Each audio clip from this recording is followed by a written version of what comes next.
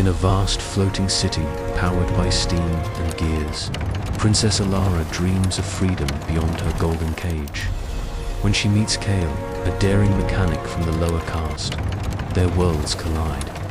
Together, they uncover forbidden blueprints and ignite a rebellion that could either save their city or bring it crashing from the skies. Princess Alara's day began much like the countless ones before it, within the confines of her lavish chamber, encased by towering golden walls that gleamed under the soft morning light. The floating city, a marvel of steam and iron, hovered high above the clouds, its intricate gears and pistons humming in the distance like a giant mechanical beast breathing life into the skies. Yet for Alara, it was less a symbol of freedom and more a gilded cage.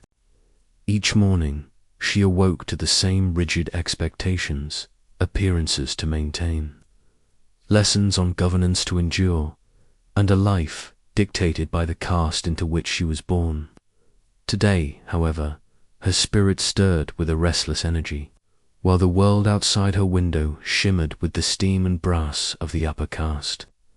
Alara's gaze was fixed on the delicate blueprints spread before her on an oak desk, blueprints that whispered of gears, pistons, and the possibility of flight. The intricate designs were forbidden knowledge, remnants of a forgotten era when the city's ancient engines once soared freely. Her fingers traced the lines with reverence, heart pounding with secret hope. "Princess, your morning audience awaits." A soft voice interrupted her reverie. It was Mira, her loyal handmaid, who had grown accustomed to the princess's quiet defiance. Alara sighed, folding the precious papers carefully before tucking them beneath a stack of royal decrees. "Very well," she replied, smoothing her silver hair and donning the elegant but restrictive gown that marked her status. Down in the lower levels of the city, the world was a stark contrast. Here, soot stained every surface, and the clanking of machinery echoed through narrow alleys. Kale wiped the grime from his brow as he leaned over a sputtering engine, his hands deftly adjusting the gears and valves. The air was thick with the scent of oil and steam, and the bitter chill of metal against skin was a constant companion. This was the life of the lowest caster, life of grit, invention, and survival. "You're pushing it too hard," muttered Joran, his broad-shouldered friend, as he approached with a wary glance. "The council's been stepping up patrols. They're hunting rebels and mechanics like us." Kale shot him a determined look. "If these engines fail, the whole city falls. We don't have the luxury of fear." Back above, the rigid caste system was enforced, not only by law, but by the invisible walls of tradition and expectation. Lady Isolde, the princess's stern advisor, embodied this unyielding order. Her sharp eyes missed nothing as she reminded Alara of her duties and the dangers of straying from the path laid out for her. "The city depends on stability," Lady Isolde warned during a morning council meeting. "Your role is to uphold it, not to question it." Alara's heart clenched. Her secret fascination with the forbidden blueprints was a rebellion in itself, a quiet defiance against the chains of her birth.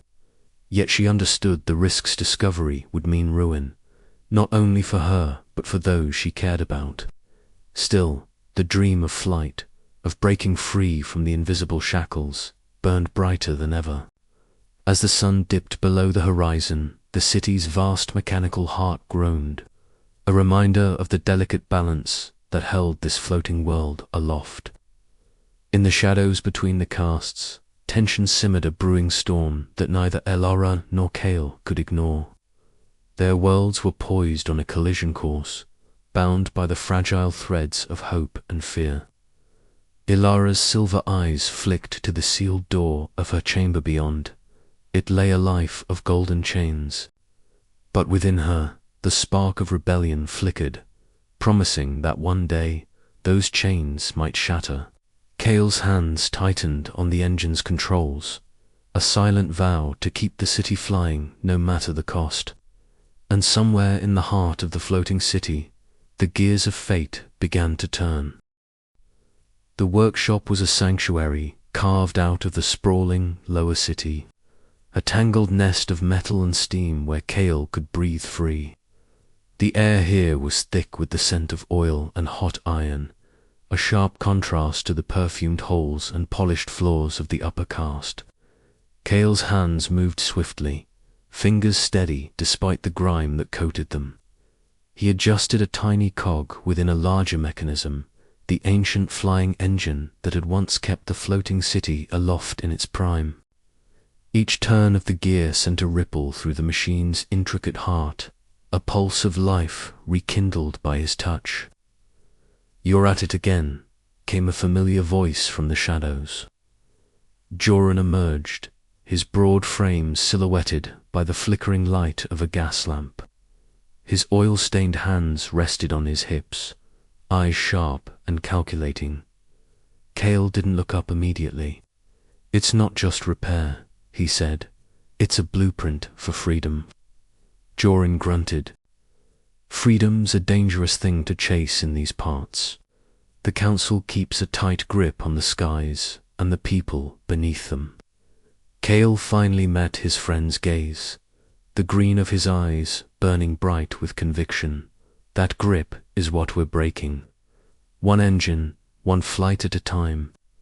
The two friends bent over a worn table cluttered with sketches and mechanical parts. Kale spread out a new designer, sleek, agile contraption that promised speed and stealth, a machine capable of carrying a few daring souls beyond the rigid caste boundaries. Joran's fingers traced the lines, skepticism mixing with reluctant admiration. "If this works," Kale whispered, "we could fly beyond the city's iron chains." Joran's laugh was low and rough. "And if it fails, we'll be lucky to survive the council's wrath." Their conversation was interrupted by the distant clang of boots against metal walkways. City guards patrolling, always watching. Both men froze, eyes locking in silent warning. The rebellion lived in shadows, and every step outside their workshop echoed with risk. As the guards passed, Kale's mind raced. He thought of the stories his mother once told. Before the accident that claimed her and left him orphan stories of endless skies and boundless dreams. Those tales were the fuel that kept his spirit alight even in the darkest hours. "Joran," Kale said quietly, "we're not just fixing machines, we're fixing our future." Joran nodded, but the weight of the city's caste system pressed heavily on them both. It was a world designed to keep people grounded, to keep dreamers like Kale and rebels like Joran tethered to their assigned places. Yet beneath the grime and steel, a spark glimmered. The mechanical rebellion was growing, fed by whispers and stolen blueprints, by the hope that the skies could belong to all. In the quiet moments after the guard's footsteps faded, Kale returned to his sketches, the lines flowing from his fingers like the wings he so desperately longed to build. Each stroke was a promise that one day the city would soar free, and so would they. But for now, the gears kept turning, and so did the risks. The rebellion was a fragile thing, balanced on the edge of discovery and destruction. And Kale knew that every choice he made could be the difference between flight and fall. Outside, the city hummed with the pulse of steam and iron, a living machine bound by tradition. Inside the workshop, two friends dreamed of breaking its chains one gear, one flight, one revolution at a time. As night deepened, the flickering lamps cast long shadows across the cluttered room, and Kale felt the electric thrill of possibility crackling in the air. Tomorrow would bring new challenges, new dangers, but also new hope. He glanced at Joran, who was already poring over a tangle of wires and pistons, and smiled. Together, they would risk everything for a chance to rewrite the future. And in the heart of the floating city, amidst the gears and dreams, a rebellion was taking flight. The morning had arrived with an uneasy stillness that clung to the floating city like a thick fog. Princess Alara stood on the edge of her gilded balcony. The ornate rail cooled beneath her fingertips as her pale blue eyes scanned the sprawling metropolis suspended above the clouds. The city's intricate lattice of gears and steam vents shimmered in the weak light. But today the usual hum of machinery was disrupted by an unsettling silence, broken only by the distant wail of alarms echoing through the iron corridors. Her heart pounded in her chest not from fear, but from a simmering resolve that had been growing within her for months. The rigid caste system that dictated every breath she took had begun to feel less like protection and more like a prison. And now, with the city's very stability threatened by failing engines, the cracks in this gilded cage were impossible to ignore. Below, in the labyrinthine underbelly of the city, Cale wiped the sweat from his soot-streaked brow as he crouched beside a sputtering steam vent. The hiss of escaping steam filled the air, sharp and urgent, as if the city itself was gasping for breath. His lean fingers worked deftly, tightening bolts and adjusting valves with practiced precision. Around him, the lower caste's gritty reality unfolded in every oily surface and flickering gaslight. "Come on, hold together," he muttered, voice rough with exhaustion but steady with determination. Cale's thoughts were interrupted by the distant clang of boots approaching. He glanced up to see a shadow falling over the vents, opening a tall figure draped in flowing fabrics, unmistakably out of place in the grime and grit of the lower city. Princess Alara. She had slipped away from the royal palace, guided by her secret fascination with the machinery that kept their city aloft. Her silver hair caught the faint glow of the vent's steam, her pale blue eyes wide with a mixture of awe and concern. "What are you doing here?" Cale's voice was sharp, suspicion lacing every word. Nobles didn't wander into the lower caste without guards and, certainly, not alone. Alara met his gaze, steady despite the tension. "I need to understand. The city is failing, and I can't sit idle while it falls apart." Cale's jaw tightened. "You don't know what you're getting into. This isn't a place for the likes of you." She stepped closer, undeterred. "Neither is your world, Cale, but if we don't act, we all fall." Their eyes locked, the weight of unspoken truths and burning questions hanging between them. The rigid lines of caste and privilege blurred as the city groaned beneath their feet, demanding unity in a time of fracture. Suddenly, a sharp whistle pierced the air. Captain Selwyn's voice echoed from the shadows, commanding order with unwavering authority. "Princess Alara, return at once. This is no place for you." Alara hesitated, torn between duty and the dawning realization that her future and the city's lay beyond the golden walls. "I won't leave," she declared, voice firm. "Not until I understand a quick glance with her, an unspoken agreement forming in the space between them. The city was breaking, and so too were the barriers that had kept their worlds apart. Together they turned toward the failing steam vent, beginning a collaboration that neither could have anticipated but both desperately needed. As they worked side by side, the hiss of steam and clatter of gears became a symphony of hope, a fragile promise that perhaps, from these fractures in the sky, something new could be born. But the path ahead was fraught with danger.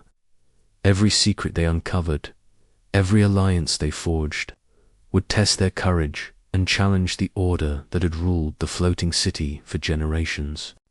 And as the sun dipped below the horizon, casting long shadows over the iron spires, Alara and Cale faced a question that would shape their destinies. Could they trust each other enough to rewrite the rules of a world built on division? The answer would come with the rising storm and the ticking heart of the city itself. The heavy clank of metal echoed softly in the dim workshop as Princess Alara and Kale leaned close over the massive, rusted flying engine. The scent of oil and steam mixed with the faint metallic temps of aged brass, surrounding them in a cocoon of whispered purpose. Ilara's pale blue eyes, usually so composed beneath her silver hair, flickered with a rare spark of curiosity and determination. Kale's soot-streaked face was drawn tight with focus, his dark green eyes tracing the intricate gears and pistons as he explained. The delicate mechanics that had kept the city aloft for centuries. If we can restore the pressure valves here, Kale murmured, pointing to a corroded segment, the engine might regain enough power to stabilize the city's flight. But it needs parts no one in the upper caste has seen for decades. Alara nodded slowly, her fingers brushing over the ancient blueprints spread out on a nearby table. I've studied these in secret, she admitted softly, hoping to understand what keeps our city in the sky. But knowledge alone won't fix the flaws it needs, hands willing to act. A sudden noise beyond the workshop door made them both freeze. Alara's heart pounded in her chest. The risks of discovery were immense. The caste system was a rigid barrier, and their alliance a dangerous breach. Yet, in this shared clandestine moment, the weight of their separate worlds seemed to dissolve, replaced by a fragile bridge of trust. Meanwhile, across the palace halls, Mira moved swiftly and silently, her auburn curls bouncing lightly as she rounded a corner. Her sharp dark eyes scanned for any sign of guards or spies. As Alara's handmaid and closest confidant, Mira bore the heavy burden of secrecy. "Princess," she whispered urgently when she found Alara alone in her chamber later that night, "you must be careful. The council's eyes are sharper than ever, and rumors of rebellion stir like wildfire. Your association with the lower castes could ruin everything." Ilaros' gaze hardened, but beneath it lay a flicker of gratitude. "I know, Mira," she replied, "but if we do not act, the city will fall, and I will not live as a prisoner of fear." Far below, in the soot-streaked depths of the lower city, Kale sat on a battered stool beside a cluttered workbench, his hands stained with grease. Joran, his stocky friend and fellow mechanic, leaned against a wall, eyes shadowed by concern. "Trusting a princess," Joran muttered, "it sounds like a fool's gamble. The nobility's world is poison to us." Kale sighed deeply, running a hand through his tangled hair. "I don't know if I trust her fully. But the engines are dying, and so is the city if nothing changes. She has knowledge, resources, even hope I've never dared to hold." "Hope can be a dangerous thing," Joran warned, "but maybe it's the only thing that can save us now." Back in her quarters, Alara pored over the blueprints by flickering candlelight, tracing the faded lines that sketched the city's lifeblood. Each gear and pipe told a story of ingenuity shackled by tradition, of dreams grounded by fear. Her fingers trembled with a longing she could no longer suppress, a yearning to soar beyond the golden cage of her birth. The days that followed were a delicate dance of secret meetings and whispered strategies. Ilara and Kale shared stolen moments in hidden corners of the city, their conversations weaving a tapestry of contrasting lives and shared dreams. Every gear repaired, every wire reconnected, brought them closer not only to saving the city but to unraveling the barriers between them. Yet, with every spark of hope, the shadows of danger loomed larger.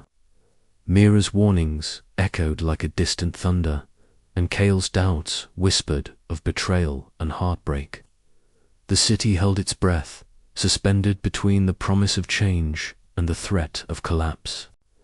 As night fell on the floating city, Alara stood at her window, watching the steam vents hiss softly against the dark sky.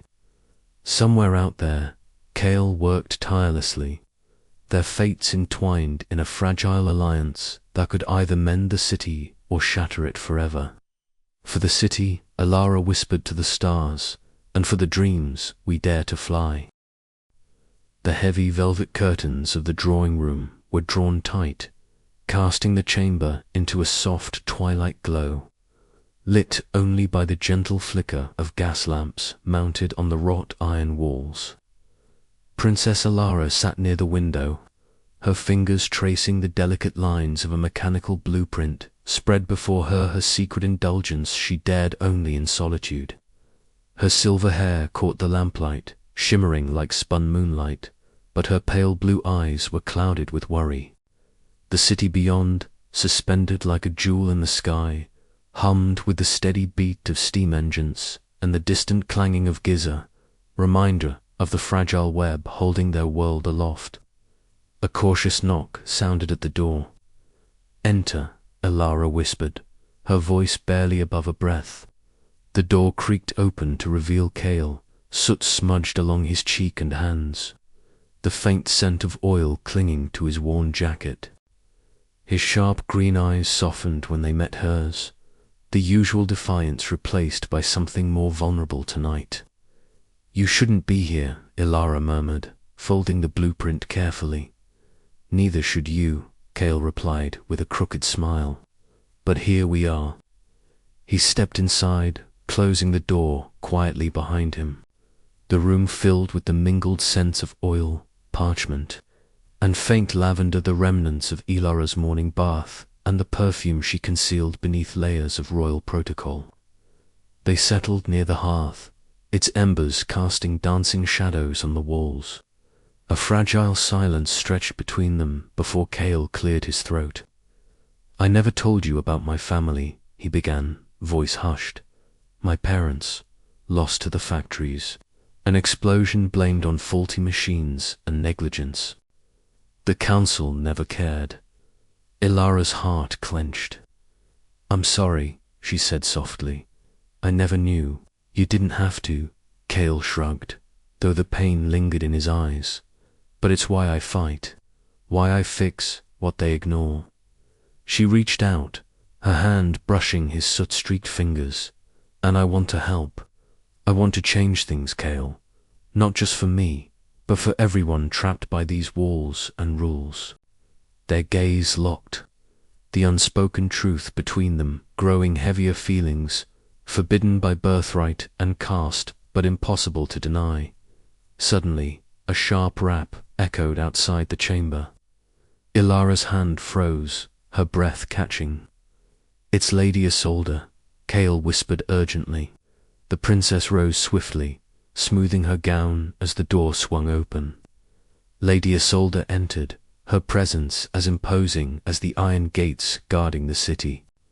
Her dark robes billowed, and her eyes, cold and unyielding, fixed on Elara, princess. Lady Isolde began, voice steady but stern. "Rumors of your associations with the lower castes have reached the council. You tread a dangerous path. The traditions that uphold this city's order are not to be challenged lightly." Ilara squared her shoulders. "I am aware of the risks, my lady, but change is necessary. The people suffer under the current order. Naivety will be your downfall," Lady Isolde warned. "Your duty is to preserve the crown's legacy, not to fraternize with rebels and mechanics." With a final, piercing look, the advisor turned and left, the door closing with a chilling finality. Alone again, Ilara sank onto a cushioned bench, the weight of her double life pressing down. Kale knelt beside her, his voice gentle. "You're braver than you know." Days later, beneath the labyrinthine network of pipes and steam vents, whispers of rebellion stirred. In a dimly lit workshop, cluttered with gears and half-finished contraptions, a small group gathered, voices low but charged with urgency. Among them, Kale and Joran exchanged plans, their eyes flickering with a fierce hope. The council's grip is slipping, Joran said. If we strike now, we can force their hand. Kale nodded, then glanced toward a shadowed alcove where Elara had once dared to meet him. It's a risk, he admitted, but it might be the only way. Back in the palace, Myra slipped through the corridors, her small frame and quick steps allowing her to move unnoticed. She found Elara in a quiet alcove and pressed a folded note into her hand. This came from the lower sectors, Mira whispered, eyes shining with fierce loyalty. They're ready to act. You must be careful. Elara unfolded the note, her heart pounding as the words revealed the rebellion's growing momentum and the urgency of their cause. That night, as the city's gears turned and the stars shimmered beyond the floating spires, Elara and Kale met once more in secret. Their hands intertwined, they shared a promise to fight not just for their love, but for a future unbound by caste and fear. But the path ahead was fraught with danger, and every whispered secret, every stolen glance, could ignite a storm that might tear their world apart. As the first tendrils of dawn crept over the horizon, Elara's resolve hardened. The princess who once lived in a golden cage was beginning to spread her wings, daring to dream of a sky where love and freedom soared together. The narrow alleyways of the lower city whispered secrets of rusted gears and whispered rebellion as Kale led Elara through the labyrinthine streets. The air was thick with the scent of oil and coal smoke, a stark contrast to the perfumed corridors of the upper caste she was used to. Her heart pounded not just from the unfamiliar surroundings, but from the weight of what lay ahead. Almost there, Kale murmured, his voice a low rumble that mingled with the distant clatter of machinery. His soot-streaked face held an intensity that both comforted and unsettled her. They paused before a heavy iron door, its surface scarred by years of use.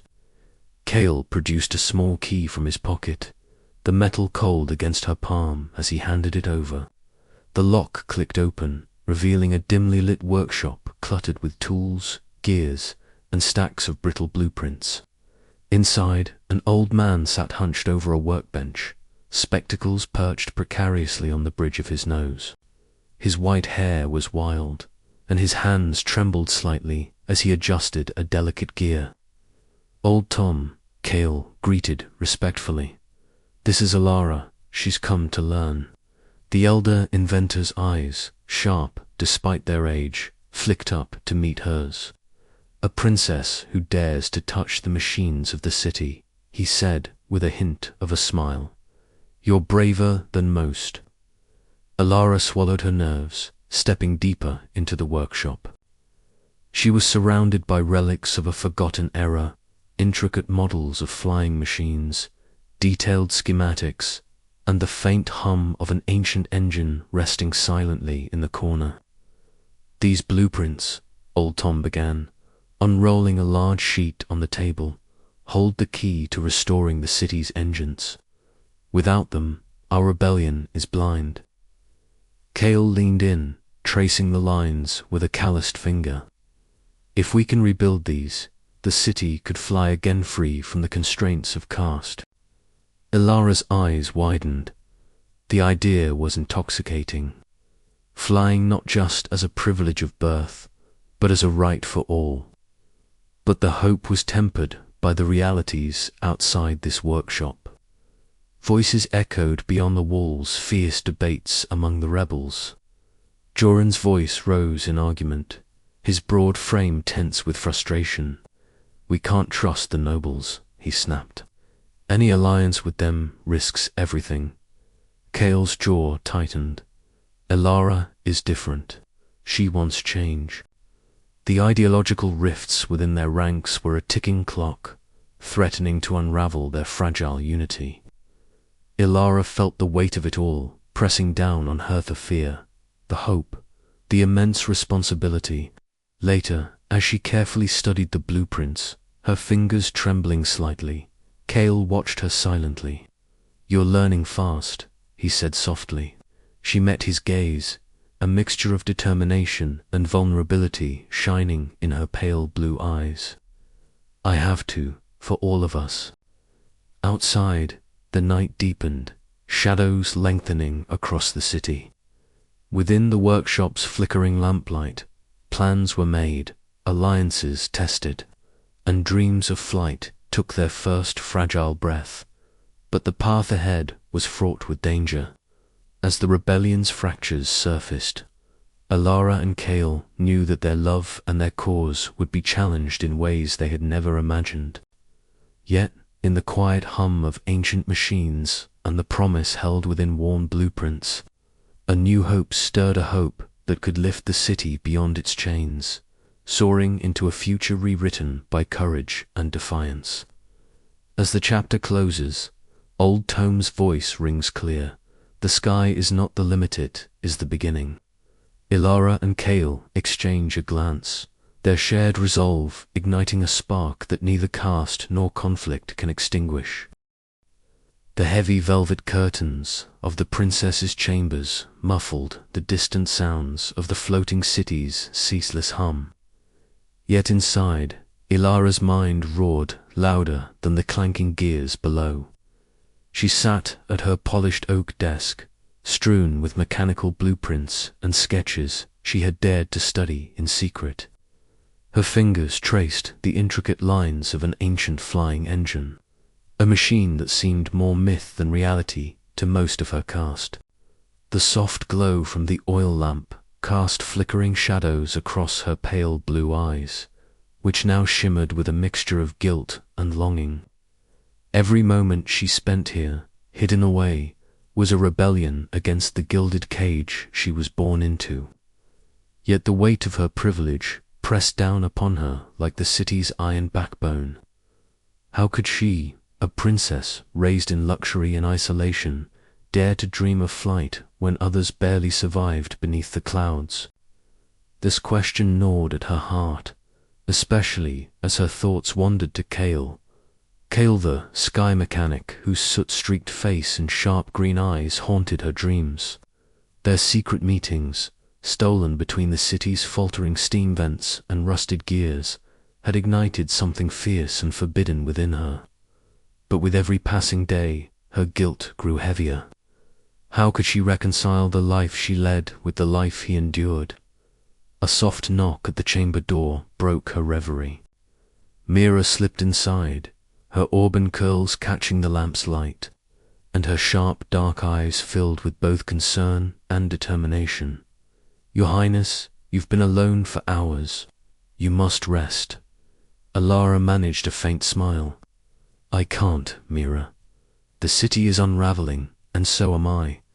I fear what my heart wants is impossible." Mira approached, her voice low and steady. "Impossible is just a word the fearful use to chain themselves. You're stronger than that." Their eyes met, and for a moment, the princess saw not just her handmaid but a fierce ally, a kindred spirit fighting her own battles. Myra's loyalty was unwavering, yet Alara sensed there were secrets Myra kept, close secrets that might change everything.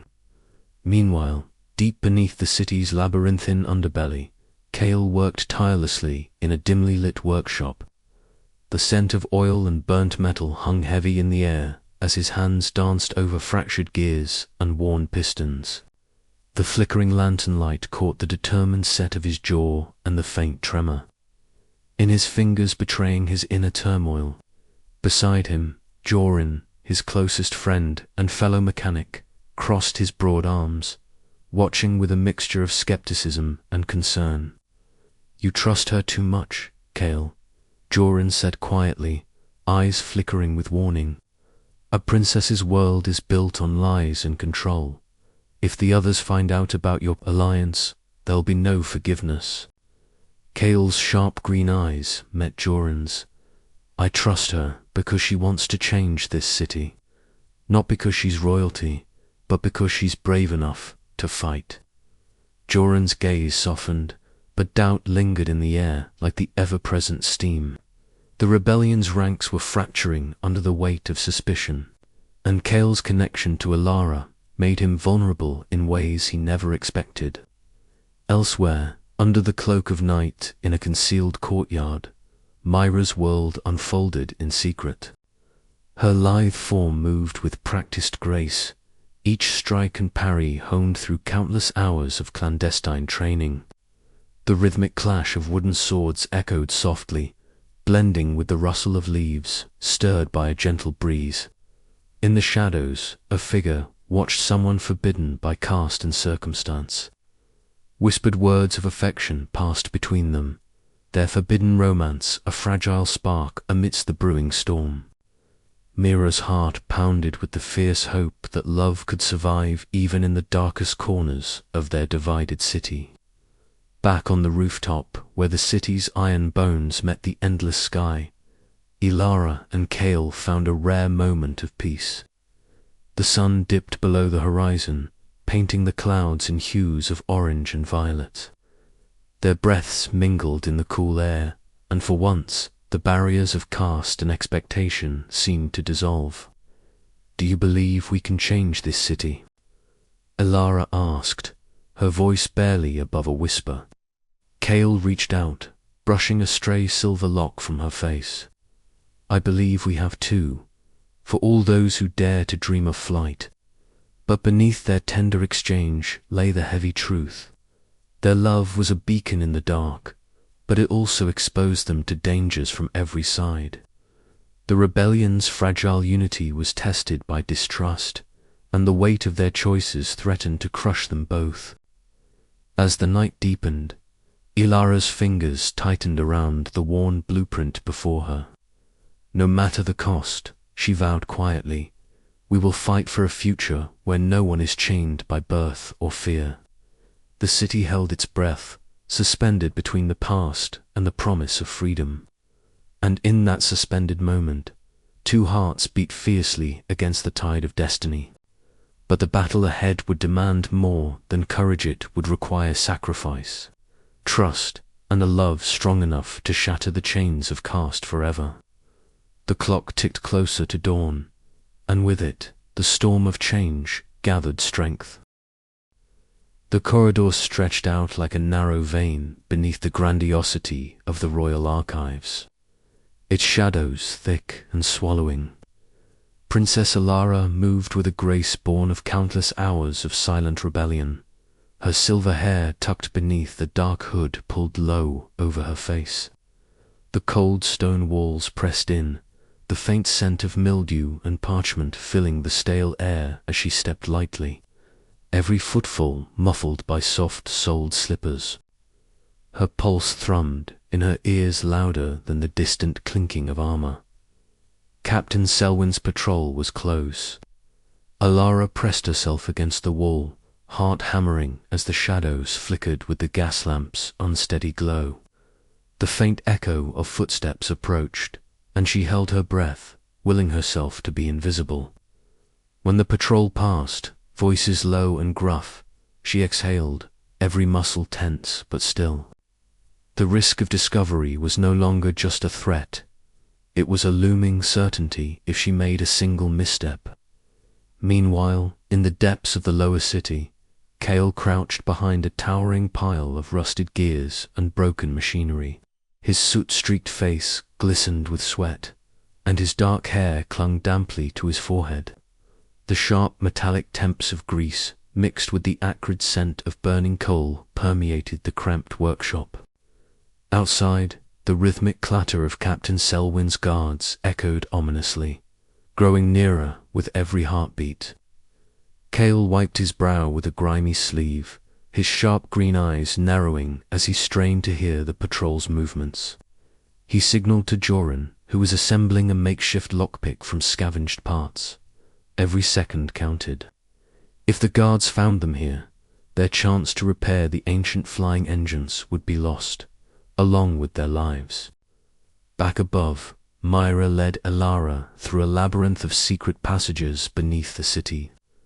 The air was sharp and cold, their breaths misting in the dim light cast by flickering gas lamps.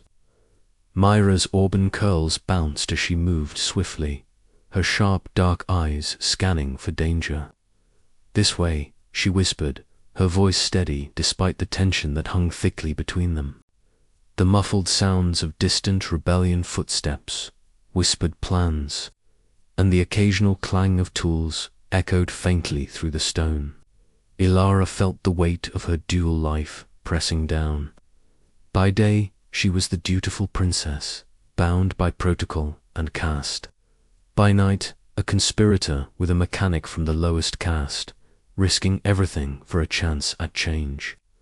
The forbidden nature of their alliance made every moment of proximity electric with danger and desire.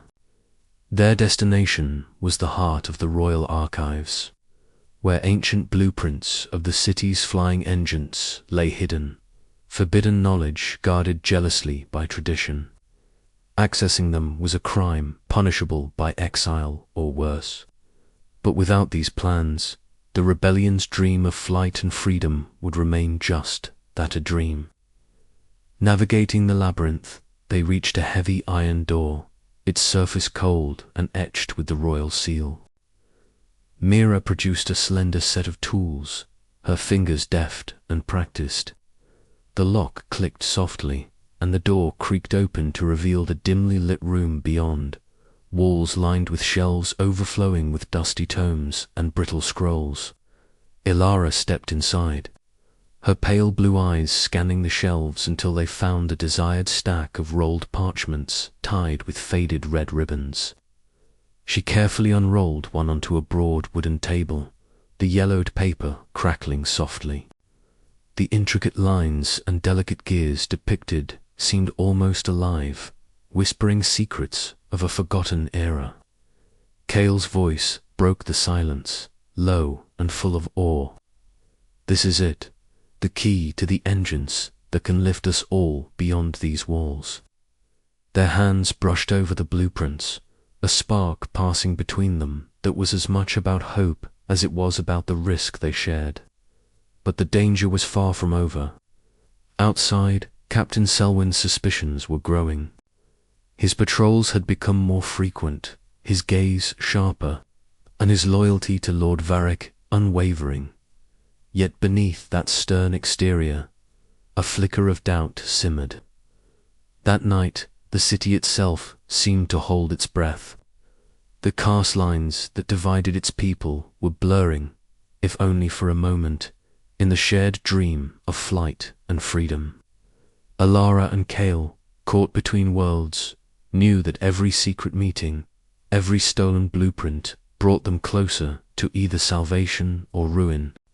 As they retreated through the hidden passages, the sound of guards' boots echoed faintly behind them, a reminder that the city's watchful eyes were never far away. Their mission had succeeded, but the cost was clear. The boundaries they crossed were no longer just physical, but deeply personal, threatening to expose their love and shatter the fragile hope they fought to build. Ilara's mind raced with possibilities and fears. How long could they evade detection? How many more risks could they take before the walls closed in? Yet beneath the fear was a fierce determination, a defiant hope that together they could rewrite the rules of a world that had long held them captive. As dawn crept over the horizon, painting the floating city in hues of gold and rose, Ilara and Kale parted with a silent promise to keep fighting, to keep dreaming, and to keep crossing the boundaries that sought to keep them apart. But the city was changing, and with every crossing of lines forbidden, the cost of their rebellion edged closer. Captain Selwyn's gaze lingered longer in the shadows, and Lord Varric's grip tightened. The next move would decide everything. And so, beneath the gears and steam, beneath the golden cages and soot-streaked skies, two hearts dared to beat as one, risking everything for a future where love and freedom might finally take flight. The library was a sanctuary of shadows and whispers, a world apart from the gilded halls and polished floors of the palace. Princess Ilara moved with a careful grace, her pale blue eyes scanning the rows of ancient tomes and faded scrolls.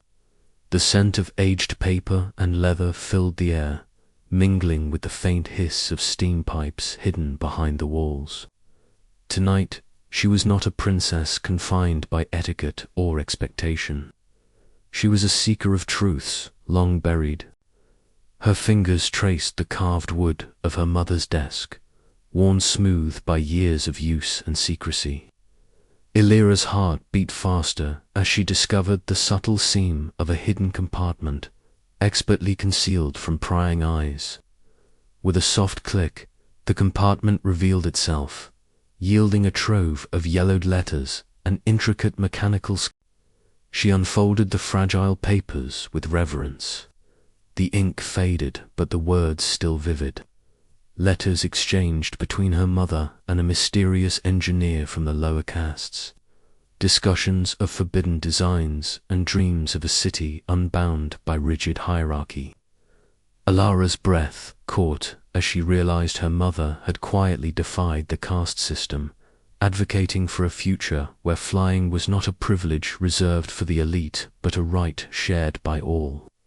Questions flooded Illyra's mind. How much had she inherited from this hidden legacy? What did it mean for her own path? The weight of the crown suddenly felt heavier, but beneath it, a spark of rebellion ignited. Later, on the palace balcony, the city stretched beneath the tapestry of glowing gears and steaming pipes against the night sky. Kale stood beside her, his sharp green eyes reflecting the distant lights as Illyra's voice trembled with a mixture of fear and resolve. My mother, she wasn't just a princess. She believed in something more, something dangerous. Kale reached out, his soot-streaked hand covering hers, grounding her.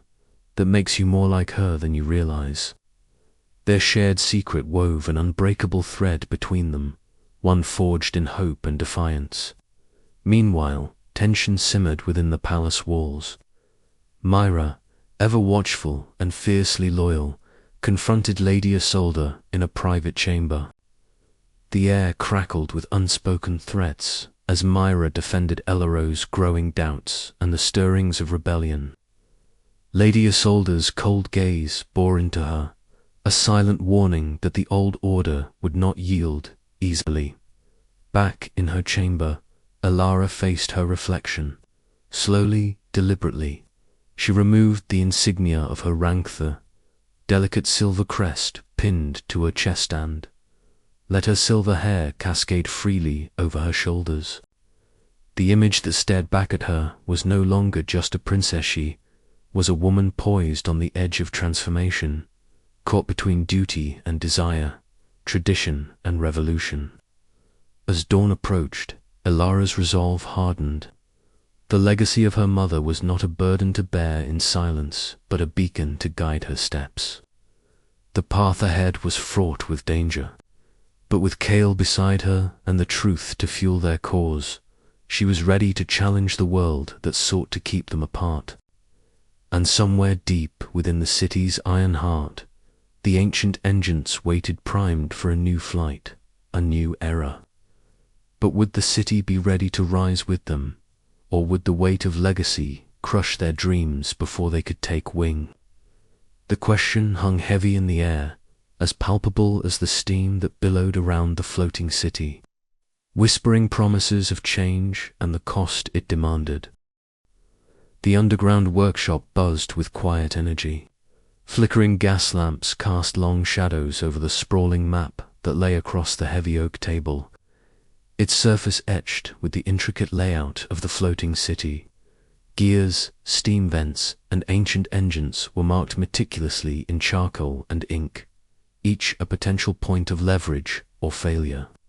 Kale stood at the head of the table, pointing out the critical mechanical hubs that powered the city's delicate equilibrium.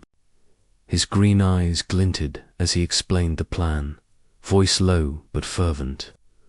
Around him, the rebellion's core members listened intently, their faces a mix of grit and hope. The city's core engines run on a delicate balance, Kale said. tracing a line from the northern gearworks to the steam vents that lined the lower districts. If we can disrupt the flow at these points simultaneously, we force the council to the negotiating table. They'll have no choice but to listen. Jorin, stocky and broad-shouldered, with a perpetually oil-stained shirt, nodded cautiously. The risk is immense. If we're caught, it's death. But if we succeed, we break the chains that have bound us for centuries. Ilara sat quietly, a silhouette of silver hair against the dim light. Cloaked in a dark fabric to mask her royal identity, her pale blue eyes were fixed on the map, absorbing every detail. The rebellion was no longer just a distant hope. It was a tangible reality she was now part of. The weight of her decision pressed down on her, but beneath it stirred a fierce determination to see this through. Later, in the shadowed corridors of the palace, Ilara moved swiftly yet silently, clutching a fragile bundle of forbidden blueprints close to her chest. The intricate mechanical diagrams her secret mentor, Old Tom, had entrusted to her were the key to understanding the city's ancient engines. Every step echoed softly against the stone walls, her heart thundering louder than her footsteps. If this gets out, she whispered to herself, the words barely audible. But there was no turning back now. She was ready to risk everything for the chance to ignite change. Meanwhile, on a rooftop overlooking the sprawling cityscape bathed in twilight, Joran sat alone. His jaw tightened as memories surged unbidden, his parents lost in a factory accident, caused by the city's neglect and caste-driven disregard. The bitter taste of revenge warred within him against the fragile hope that Ilara and Kale represented. This has to be more than just vengeance, he muttered, watching the gears turn beneath the glowing lanterns of the lower districts. It has to be real change. In a hidden courtyard far below, Mira practiced her combat drills with relentless focus. Each movement was precise, every strike practiced until it was second nature. The auburn curls framing her face caught the golden light of the setting sun, her sharp dark eyes ablaze with a steely courage that belied her small stature. We fight not just with machines, but with our own strength, she told herself, the distant sounds of the city a steady pulse in the background. As the night deepened, the rebels gathered once more to finalize the strike. Plans were set, roles assigned Ilara and Kale prepared to lead the critical sabotage of the ancient engines, their bond growing stronger with the shared risk. The air was thick with anticipation and the unspoken fear of what failure might bring. This night, Ilara said, voice steady despite the tremor beneath, we reclaim our city. Not just for us, but for everyone who's been silenced by the caste system. Kale reached out, his soot-streaked hand covering hers. Together, he promised. The coordinated strike was no longer a hope, it was a looming storm. And beneath the city's ticking gears and hissing steam, hearts beat in defiant unison, ready to rewrite the future. But the question lingered in the shadows.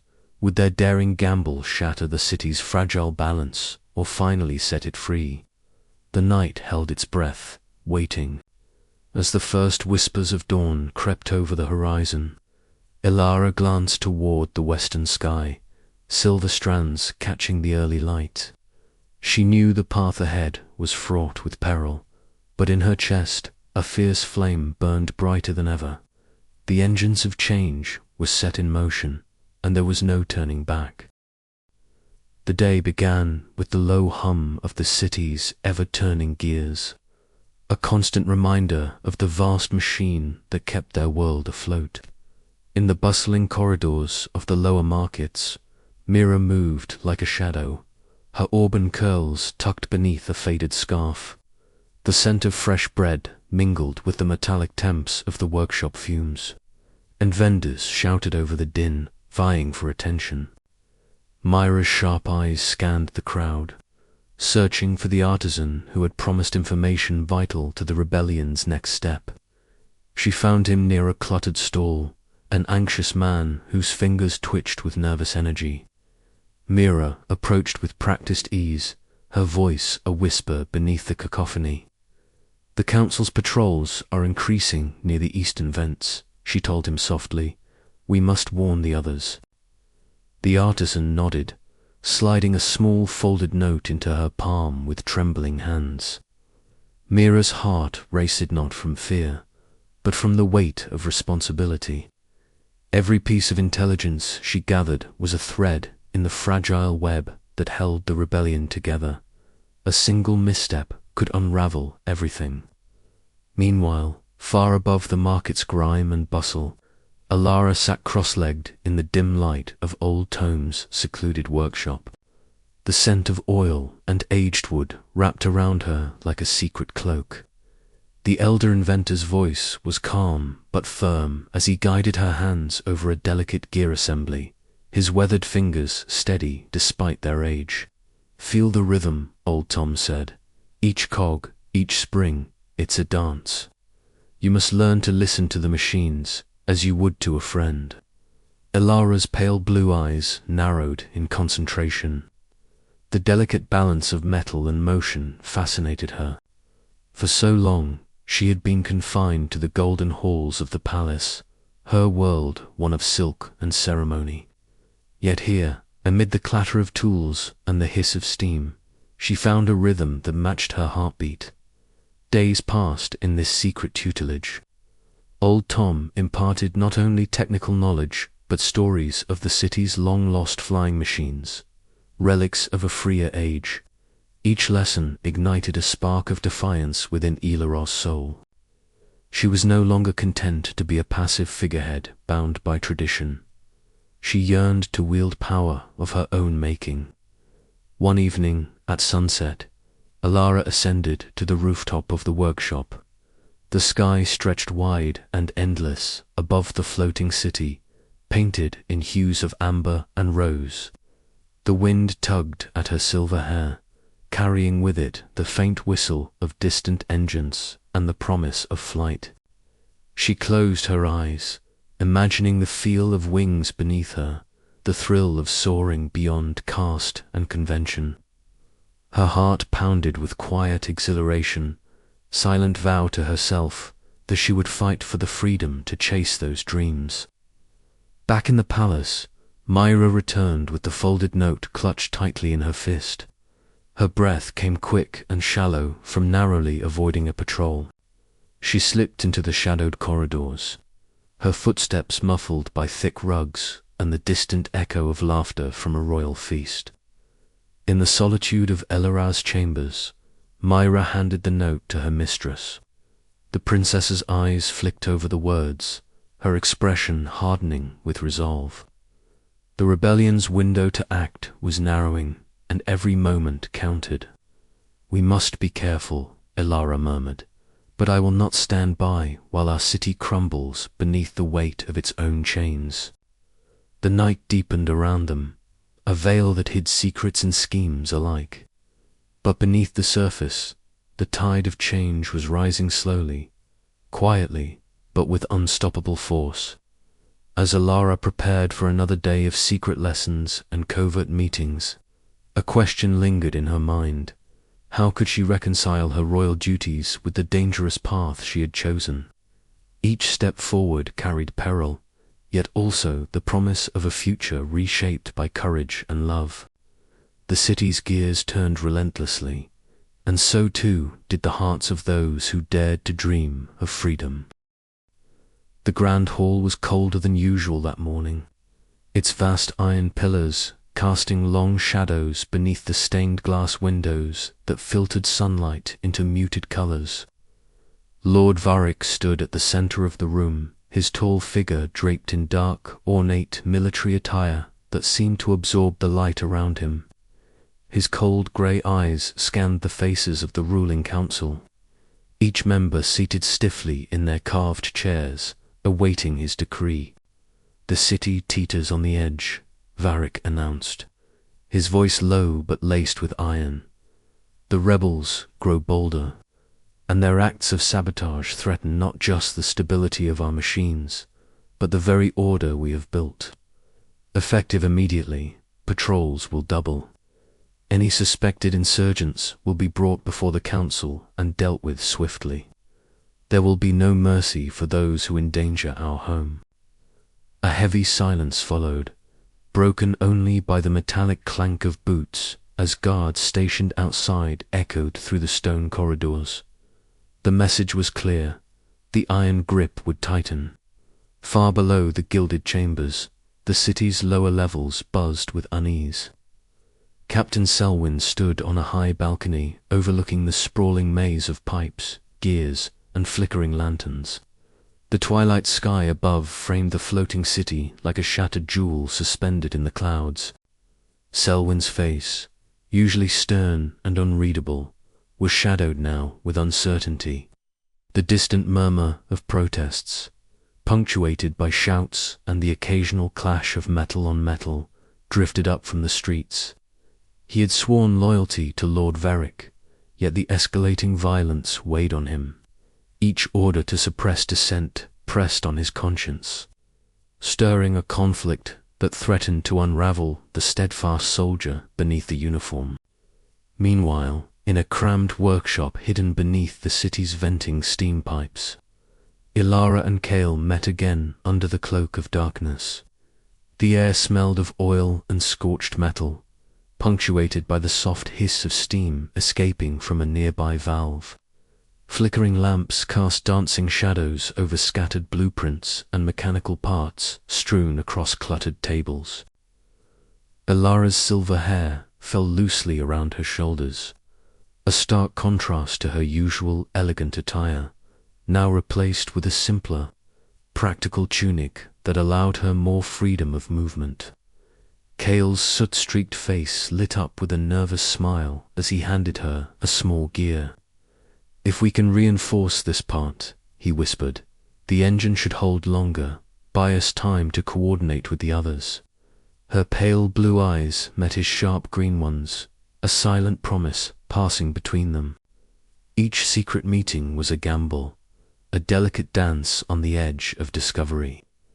Yet, the thrill of shared purpose and burgeoning affection lent courage to their hearts.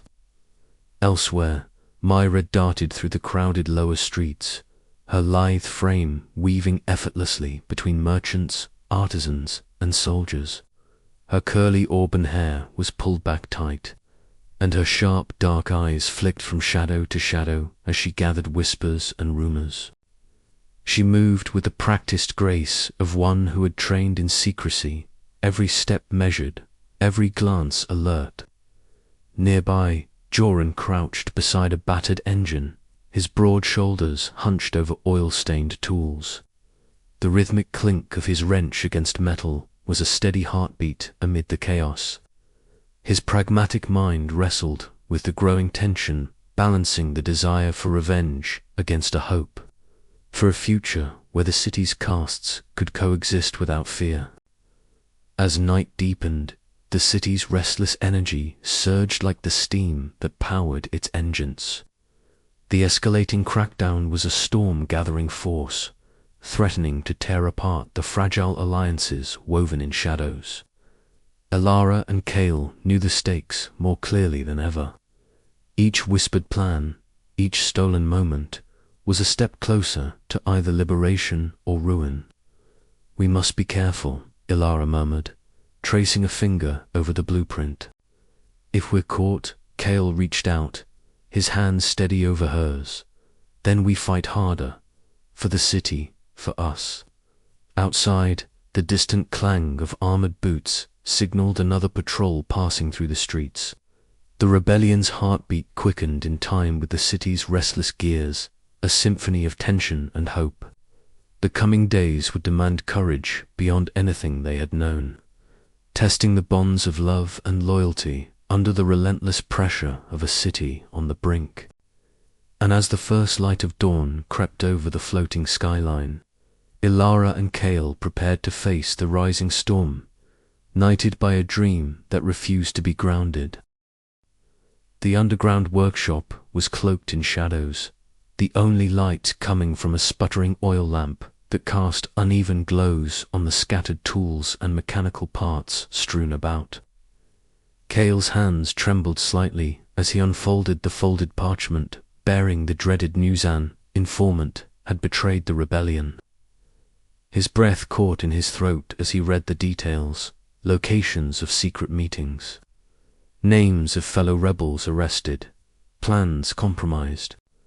The betrayal cut deeper than any wound head suffered in the field. Around him, the faint hiss of steam vents whispered like ghosts. The city's heartbeat now a cruel reminder of their fragility. His sharp green eyes narrowed, scanning the words again. Who had done this? How many lives had been imperiled? Doubt gnawed at him, a poison spreading through the core of his trust. He had always known the risks, but this felt personal. Joran's face flashed in his mind, his steadfast friend who had always been cautious, pragmatic.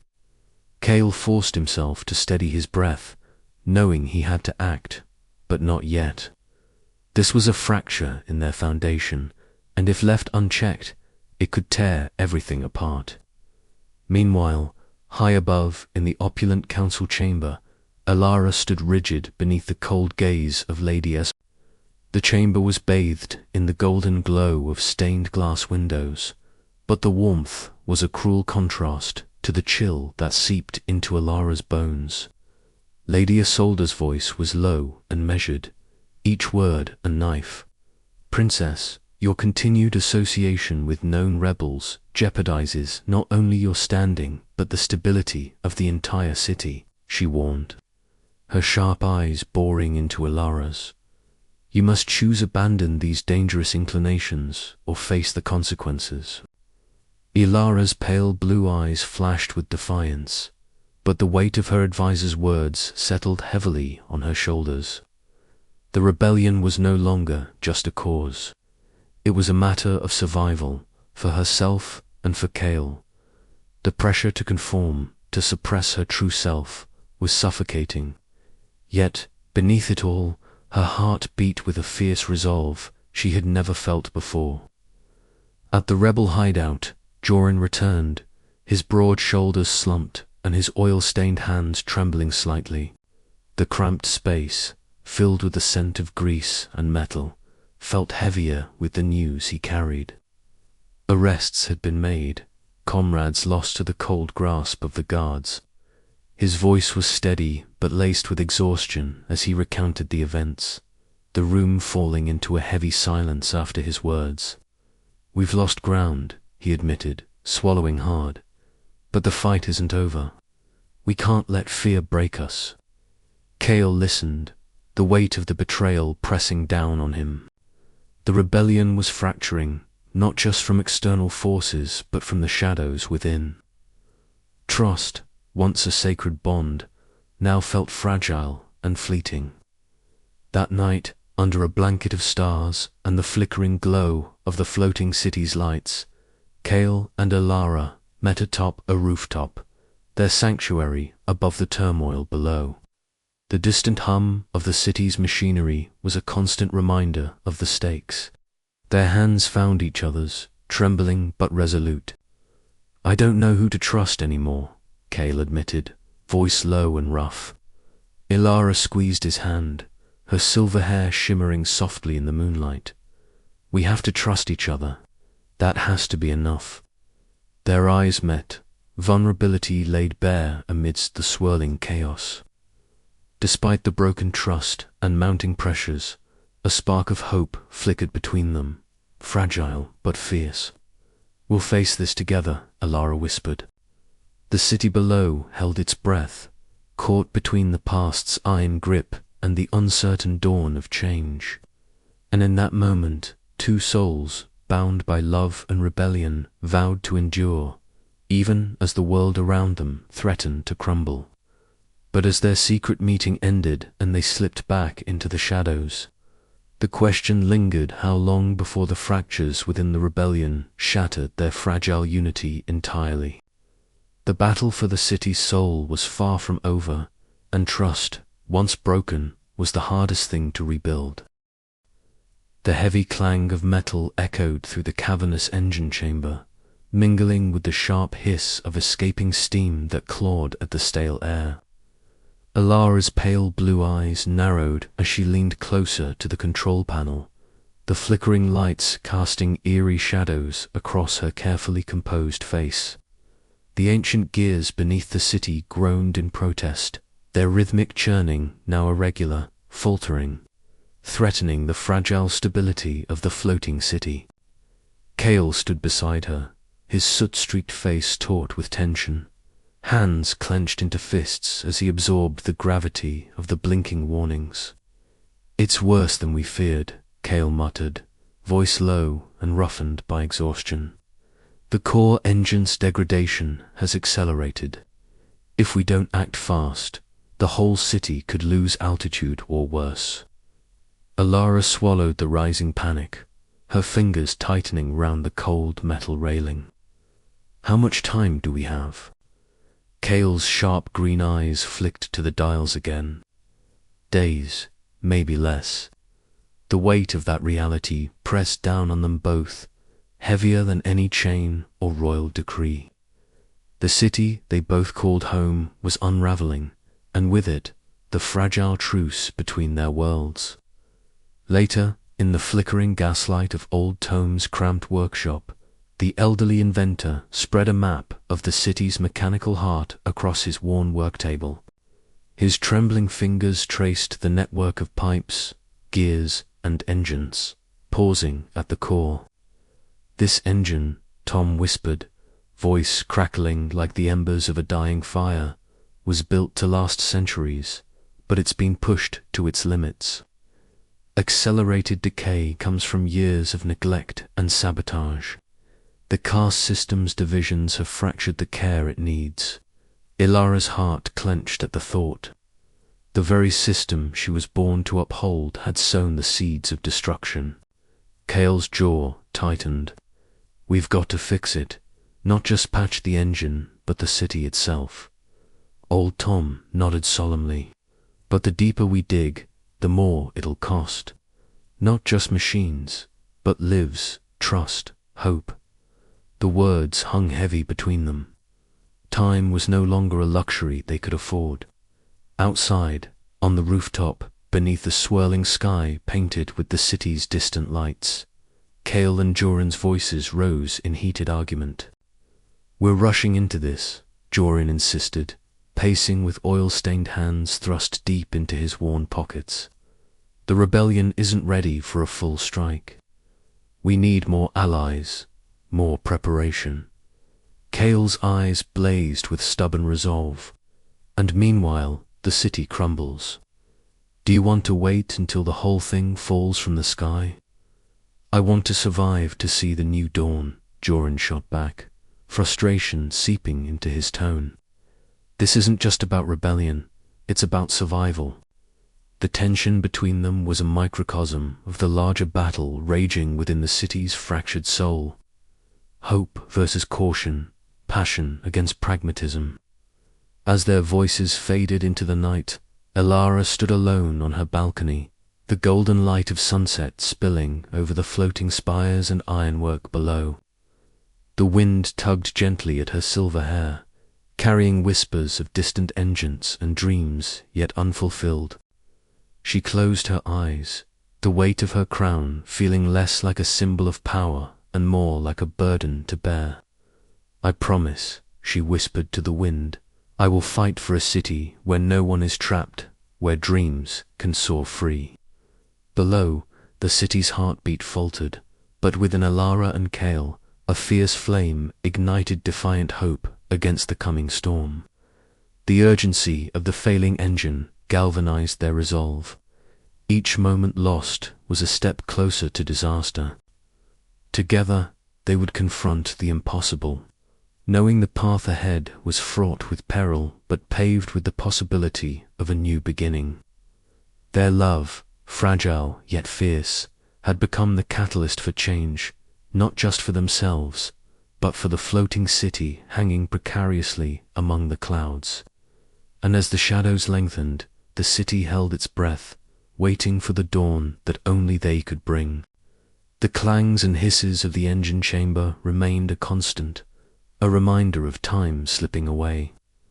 Alara and Kale pored over blueprints and schematics, mapping out repairs that would require both mechanical genius and political daring. Old Tome's knowledge was invaluable. His stories of the city's forgotten mechanisms, weaving a tapestry of hope even as the threat grew. In quieter moments, Ilara's hands trembled as she clutched a worn locket, a relic from her mother, whose own secret past now illuminated the cracks in the caste system. That revelation fueled her determination, yet also deepened her fears about the cost of rebellion. Kale, too, wrestled with his haunted past, the loss of his family a constant shadow, but Ilara's presence was an anchor, a light in the fog of uncertainty. Their late-night conversations were laced with whispered dreams and tentative plans, each word a thread stitching their worlds closer together. Yet the city's unrest simmered beneath, the rebellion's ideological divides threatening to splinter their fragile alliance. Joran's cautious counsel clashed with Kale's fiery impulses, while Myra's secret training and forbidden love added new layers of complexity to the impending uprising. The city was a powder keg, and the failing core engine was the fuse. As the chapter closed, the city's fate hung in delicate balance, with Alara and Kale standing at the fulcrum ready to tip the scales, no matter the cost. The catalyst had been struck. The real battle was just beginning. The grand chamber was suffused with a heavy, suffocating silence as Lord Varric's voice shattered the stillness like a hammer striking steel. "This treachery cannot be tolerated," he declared, his cold grey eyes locking onto Alara with a venomous intensity. Around the ornate table, the nobles stirred uneasily, their whispers rising like a gathering storm. The evidence was undeniable. Now the princess and the mechanic, entwined not only in secret meetings, but in a bond that defied the caste laws binding their world. Alara stood at the center, her silver hair a shimmering beacon against the dark wood paneling. Her pale blue eyes, wide with a mixture of fear and defiance, flickered between the faces she once trusted and now saw as enemies. Lady Isolde's steely gaze cut through her like a blade. "Your actions threaten the very fabric of our society," the advisor hissed, her voice cold and unyielding. "You have betrayed your duty, princess." Myra, standing close behind Alara, clenched her fists, the fiery auburn curls framing her determined face. She exchanged a glance with Joran, who leaned against the far wall, his broad shoulders tense and jaw clenched. The rebellion's sanctuary was a world away from the opulence of the royal court, but now it was all they had. Kale's soot-streaked face was set with grim determination as he moved beside Alara, his sharp green eyes scanning the chamber for threats. The oppressive weight of the council's disapproval pressed down on them, but they would not be broken. Not now. The revelations had come swiftly. A clandestine messenger, once trusted, had betrayed their secret meetings. The council's spies had pieced together fragments of overheard conversations and stolen glances, weaving a tapestry of scandal that threatened to unravel the fragile peace of the city.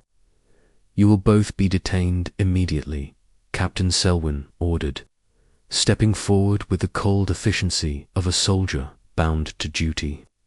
Yet even his voice betrayed a flicker of hesitation, a crack in the armor of loyalty. He had seen the truth in their eyes and knew the cost this pursuit would bring. Ilara's heart pounded as she whispered to Kale, "We cannot be caught. Not now." Joran stepped forward, voiced low but firm. "The rebellion will protect you, but you must leave this place at once."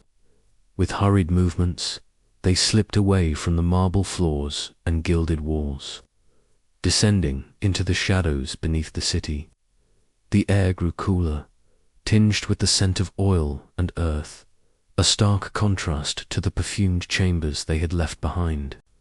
In the cramped underground tunnel, their hands found each other, fingers interlacing tightly. The weight of their choices pressed heavily, yet within that grasp lay a fierce hope. "We fight for more than ourselves," Alara breathed, her voice trembling with emotion. "For a city where love isn't a crime." Kale nodded, the fire of rebellion burning bright in his gaze. "Then we fly, together." Outside, the distant echoes of boots and shouts reverberated through the labyrinthine streets.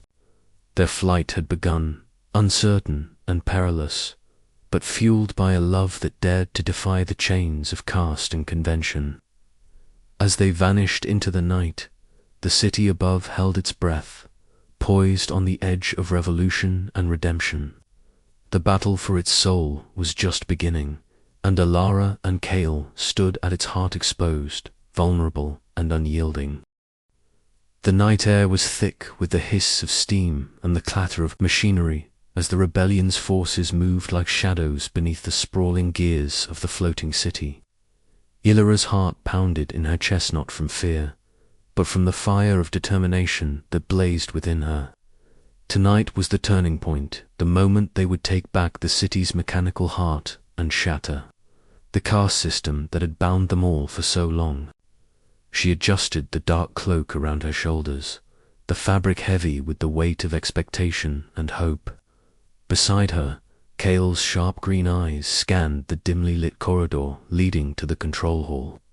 His face was smeared with soot, his hands steady despite the electric tension in the air.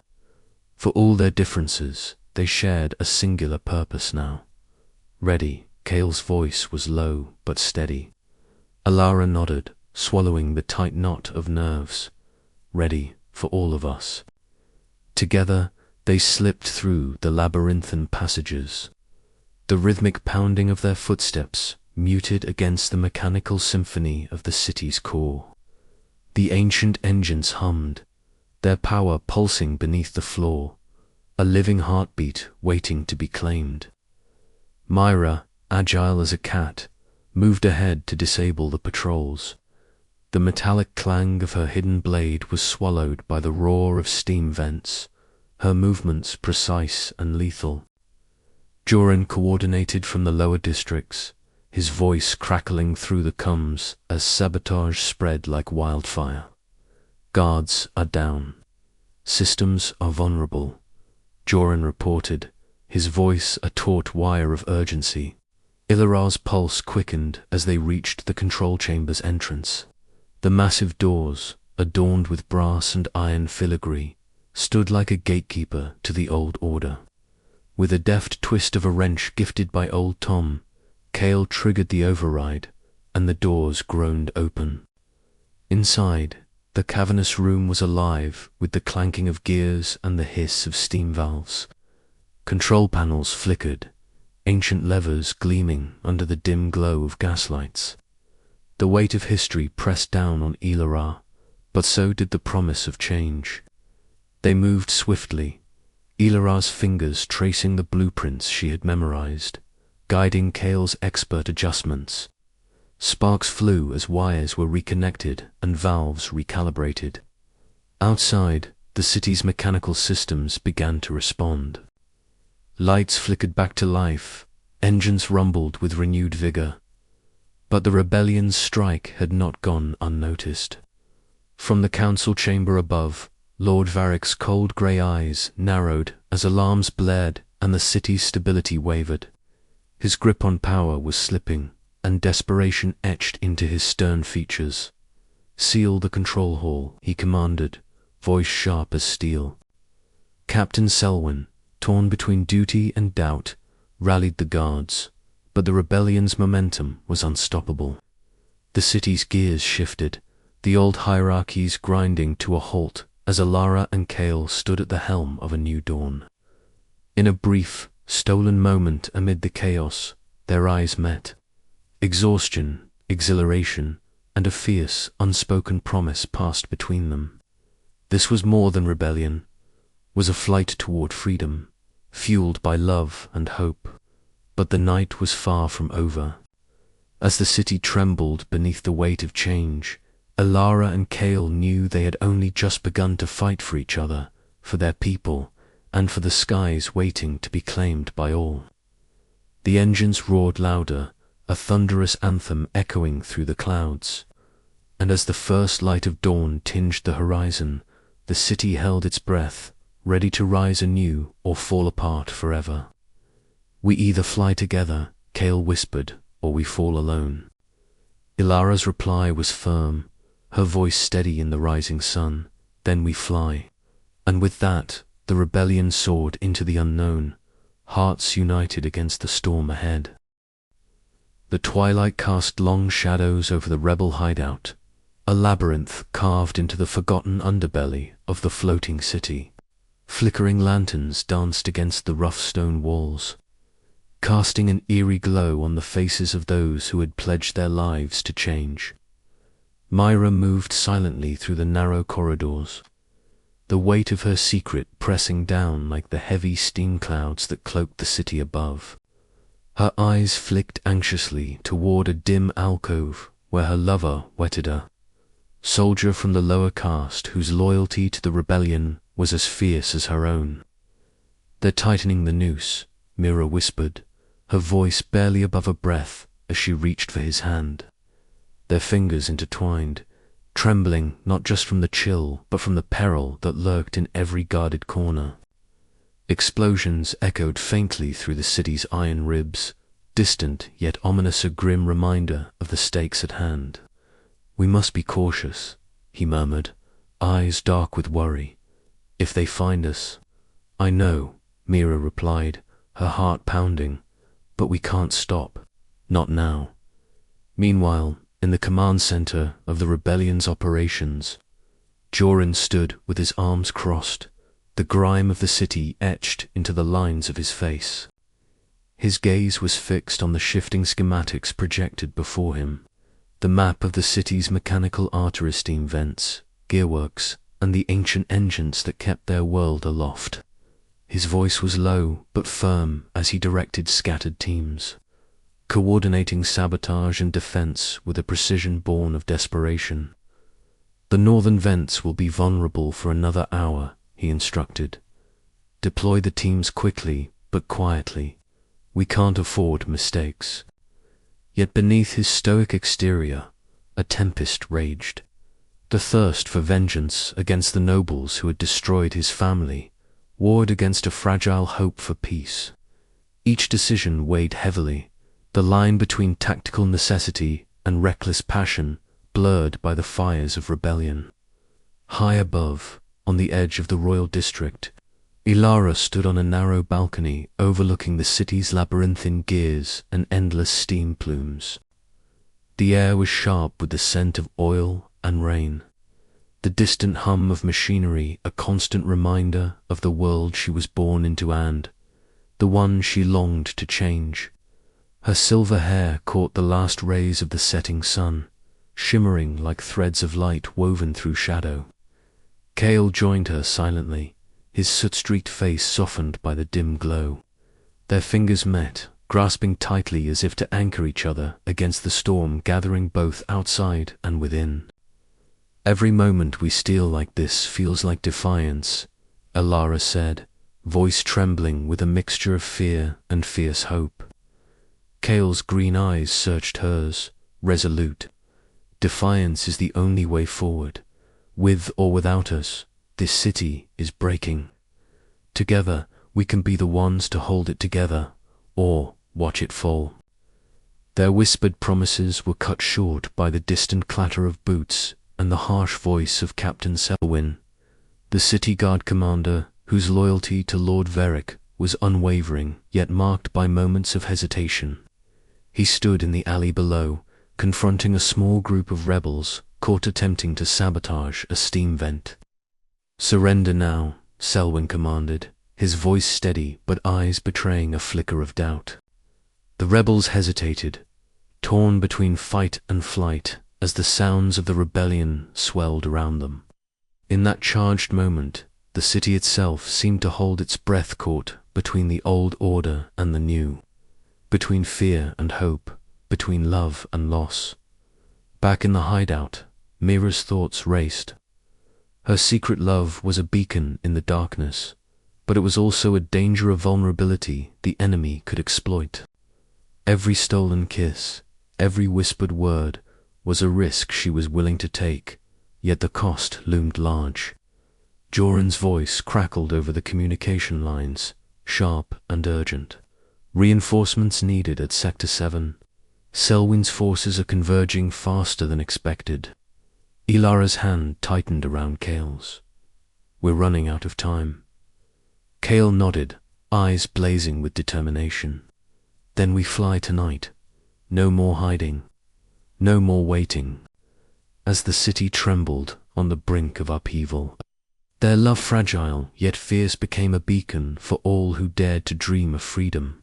But with every heartbeat, the question loomed, could hearts on the line survive the storm to come? The night deepened, and the floating city held its breath, waiting for the dawn that might bring salvation or shatter their world forever.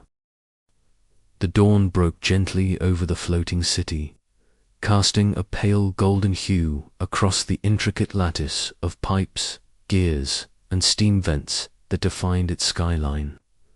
From the balcony of the royal palace, Princess Ilara stood tall, her silver hair shimmering like strands of moonlight caught in the morning sun.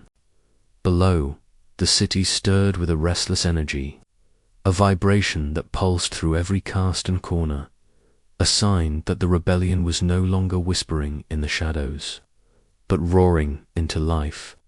Ilara's heart pounded with a mixture of fear and fierce hope. The weight of her lineage pressed heavily upon her shoulders. Yet beneath the silk layers of her restrictive gown, she felt a fire kindling, a fire that had been smouldering since the day she first glimpsed the world beyond her gilded cage.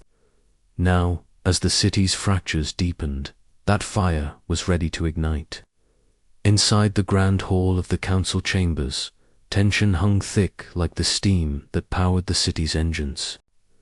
Lord Vorik sat at the head of the long, polished table, his cold grey eyes scanning the faces of the council members, each one a pillar of the caste system he so desperately sought to preserve. His dark military attire gleamed under the flickering gaslights, the ornate embroidery a stark contrast to the grim set of his jaw. We cannot allow chaos to unravel the order that holds this city aloft, Varric declared, his voice low but commanding. The caste system is not merely tradition, it is the foundation of our survival. Those who threaten it are enemies of the city itself, but outside these walls, the city was changing.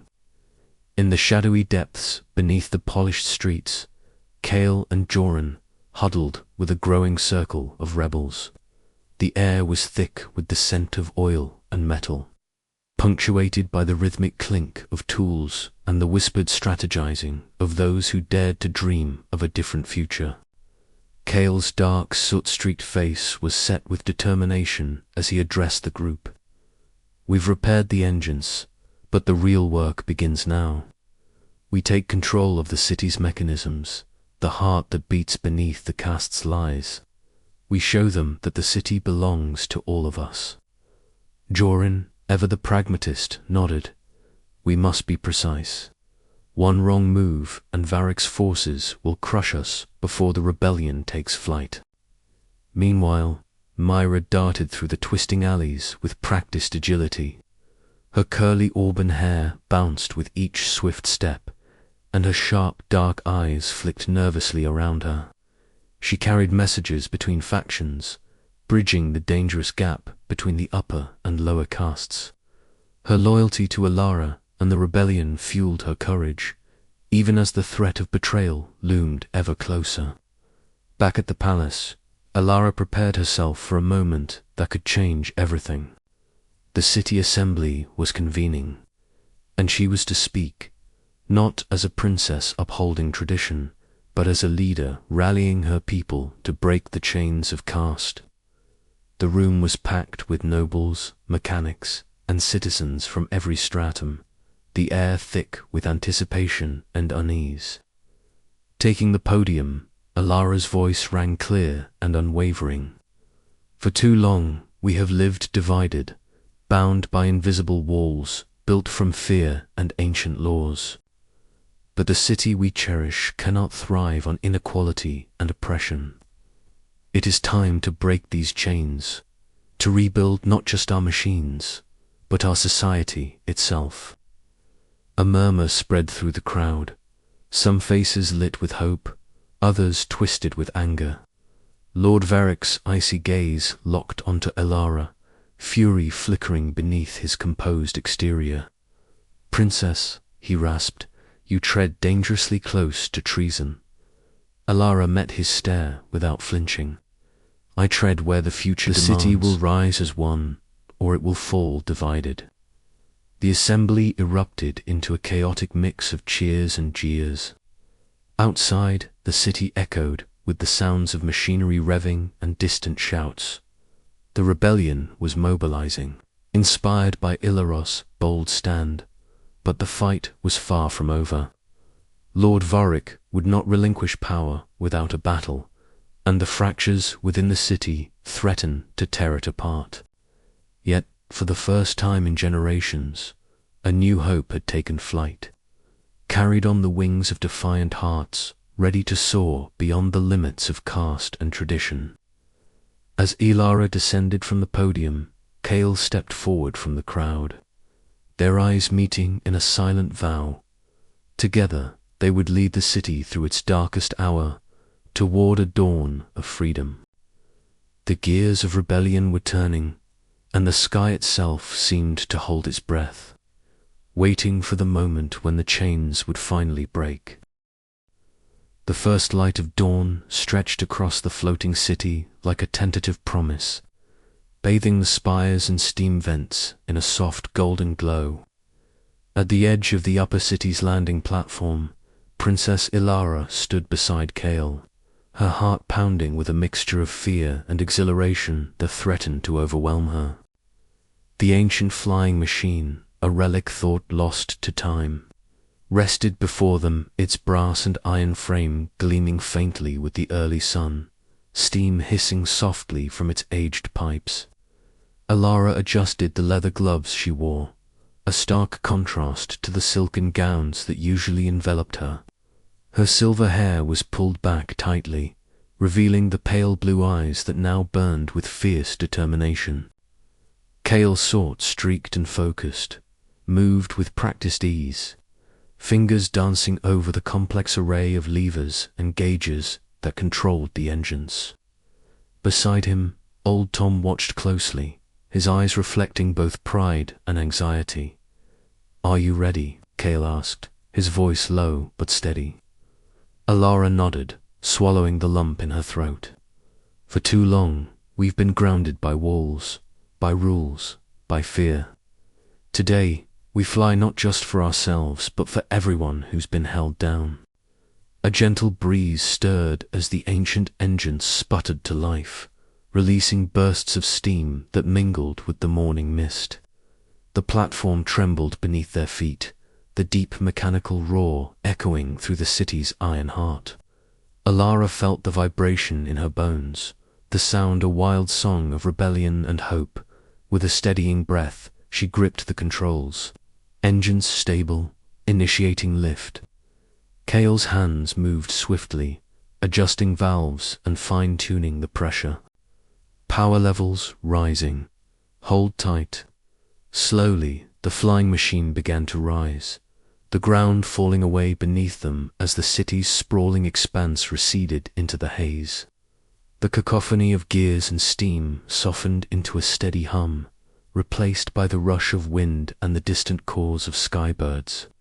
Ilara's pulse quickened as the weight of centuries of oppression seemed to lift with them. The clouds parted, revealing a vast canvas painted in delicate shades of pink and lavender.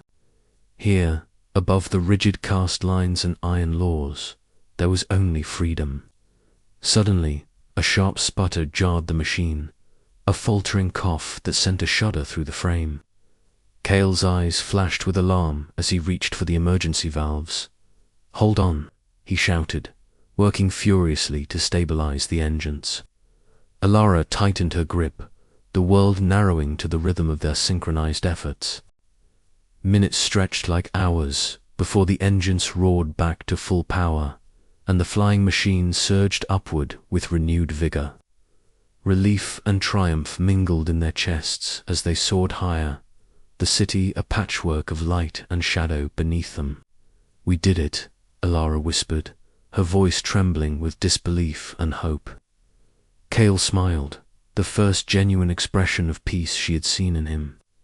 "This is just the beginning." As the sun climbed higher, casting golden beams that danced on the machine's brass surfaces, Alara and Cale shared a glance that spoke of dreams realized and futures reclaimed. Their flight was more than a daring escape. It was a declaration, an unyielding stand against the chains of caste and fear.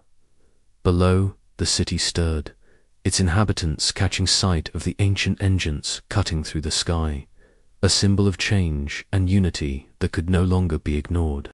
And high above, amid the endless blue, two souls soared free, bound not by birth or station, but by love and the unbreakable will to rewrite their destinies.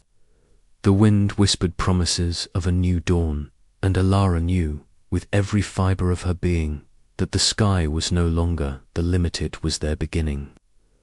But as the flying machine sailed toward the horizon, a shadow lingered, a reminder that the forces determined to maintain the old world would not yield so easily. Their flight was a beacon, yes, but also a challenge, and the true test of their courage was yet to come. Alara tightened her jaw, eyes fixed on the endless sky ahead. "Whatever comes next, we face it together."